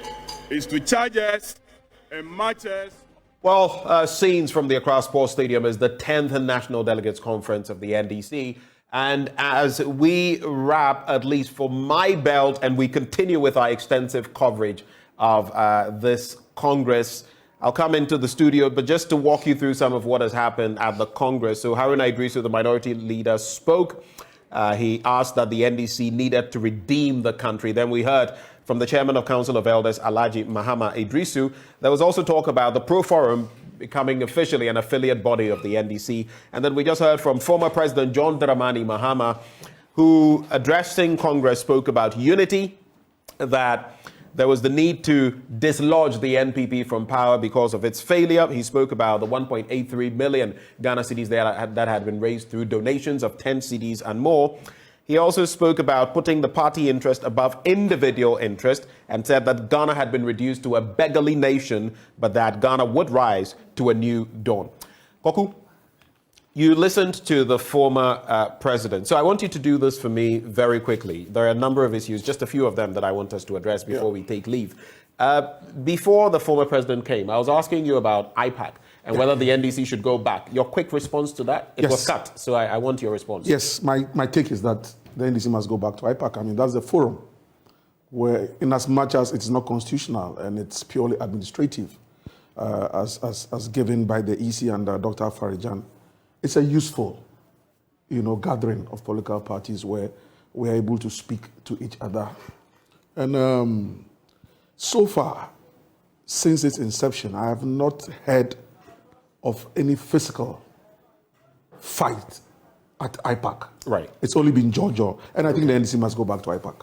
What do you make of the former president's speech? He's called for unity. He says the NPP has failed and the country needs redemption. And quite a sum of money that the party has been able to raise in just a few days ahead of this delegates conference. What did you make of his speech, briefly? Well, I think that the thread that has run through all the speeches, former President Mahama, Alhaji Mahama Idrisu, current chairman of our Council of Elders, the minority leader, Haruna Idrisu, there's a common thread. And I am excited because, Benjamin, that's precisely the point Samuel Kokusi-Chofe has been making over this period. And then people say that, why are you... Because it's all about unity. So when I hear the former president, so specific to the former president, he says we must manage our own internal affairs. He says we must eschew arrogance, pride, envy. And for me, I pray that there's sincerity in all the things that are being said. Because as it is, a lot of insincerity has been at play over the period. I mean, 4 years ago, I was at Trade Fair. I stood on my feet, like I said. The whole thing was over. Whatever happened. We spoke, we agreed, we moved on. Then suddenly, all the hit and run. And hey, you want to take a back seat? Of course, there's another thing that he said, which for me has been one of my, pillars in life. He says what? In adversity, find strength. Right. Yeah, in adversity, find strength. And then he quoted Bob Marley and said, when one door is closed, many more are open. And it's true. So in adversity, people will find strength, but it depends on how they choose to find the strength. And if there's a tacit admission that NDC finds itself in adversity, and that post today, the party must find strength, I guess those who come up leaders then have a lot of work to do. Because in finding that unity, right, which will give you the strength, a lot of work must be done, and it must be done in humility and in sincerity. We've had extensive, some talk about Esiedun Ketia and what has happened. But let's focus briefly on Ofosu Ampofo. Looking at his tenure in the party, you would see that in 2002, he actually came in as national organizer, then 2005, okay, and then as in 2014, a vice chair of the party, and subsequently becoming a chairman of the party. And so, looking at all the accusations as well that have been leveled against him, that he has not performed, he has lost 2 elections back to back. And the fact too that, in the last election, the collation and everything, he wasn't up to the task. Is his position tenable? Because I've been at the party headquarters before and still speaking to this constitution, Ofosu Ampofo was national organizer. He came in the same year as Esiedun Ketia came in. They both came in at the ERIDEC Congress. Right. Dr. Kwamina J came in as chairman. Esiedun Ketia came in as general secretary. Ofosu came in as a national organizer. He went in the government, came back as vice chairman 2014, then 2018 came as chairman. He has climbed a certain rope. He may not have done it as loudly as others have done, but he has climbed a certain rope. And if you say he has lost two elections, I've said, and I've read this constitution, that the campaign manager for every election is the general secretary. If he wants to take the success, and not necessarily because there's a Sedun Ketia, whoever, somebody will emerge today because he's no longer, whoever becomes general secretary must accept that if you want to take the victory, take the fall as well. Don't pass the buck when it comes to the fall and want to claim the victory, because Ofosu Ampefu has never been general secretary. And in fact, if you look at the structure of the secretariat, and people don't know, at the secretariat level, the general secretary and his two deputies lead the secretariat, followed by the national treasurer. That's how the crafters of the NDC constitution did the hierarchy. Right. So the treasurer comes after the general secretary because of the importance of party finances. Then the national organizer comes. So in that structure, the national organizer is actually also junior to the national treasurer. Ultimately, the general secretary that runs the secretariat. So, like I've said, Ofosu Ampefu has climbed a certain rope. Maybe not as loudly as others. Of course, somebody has stayed in one place for 17 years. In Ever, you're referring to... Yes, yeah. So he's been in one place for long, and so people, he tends to be a bit more visible because he has stuck to a certain position for long. But otherwise, with Ofosu Ampefu, like I'm saying, he's progressed from organizer, vice chairman, to become chairman. He's going for re-election. And I think apart from the two co-chairmen, when we had the co-chairmanship. So from the 92 exactly, era. from Munufie and Isifu Ali. Right. Since 2002, we've not had a chairman who has been able to go for re-election. Right. So this will be significant to see how it pans out. And interestingly, so looking at them, at least from the last weekend, we saw that Dr. Hannah Louisa Bissiu retain her spot. Yes. Jojo Pariado did same, but of course we know that now there's an injunction on that. Yeah. Then there's Sami Jemfi, and then there's Joshua Hamidu Akamba, the national organizer, and of course we have Johnson Esidu Nketia, who is moving a step up now with Fifi Kwete, obviously Free Ankra, and Dr. Peter Buama Otokuno gunning for his slot, and Samuel Ofosu Ampefu, who is hoping to be retained. Only time will tell as we continue with the analysis. Any final words, Koku? Well, when it comes to general secretary position, I've decided not to take a position because between Elvis and Fifi, any of them, there's I think that Otokuno there as well. Well, that smile. What is that smile about? When I mentioned Dr. Buama Otokuno, I mean, I think that the bigger race is between Fifi and Elvis. I mean, he's Deputy General Secretary, and you are writing him off? I'm not writing him off. I'm just being frank in terms of my analysis, and I think that, with all due respect to him, but I believe that speaking to issues between Fifi, Elvis has been Deputy General Secretary before. In fact, he was Asedu's deputy after the 2005 Congress. He and Baba Jamal were the deputies. Of course, Fifi came out later on as Propaganda Secretary. And so Fifi has two terms, back-to-back stint in Parliament, Deputy Minister of Finance, Sector Minister Agric. There's some experience, of course. Elvis himself holds his own deputy local government, sports minister. They come to and that is where Otokuno may have a challenge in terms of the governance experience. He was in my secretariat at the presidency when I was head of communications and presidential spokesperson, but that was a runner in the office.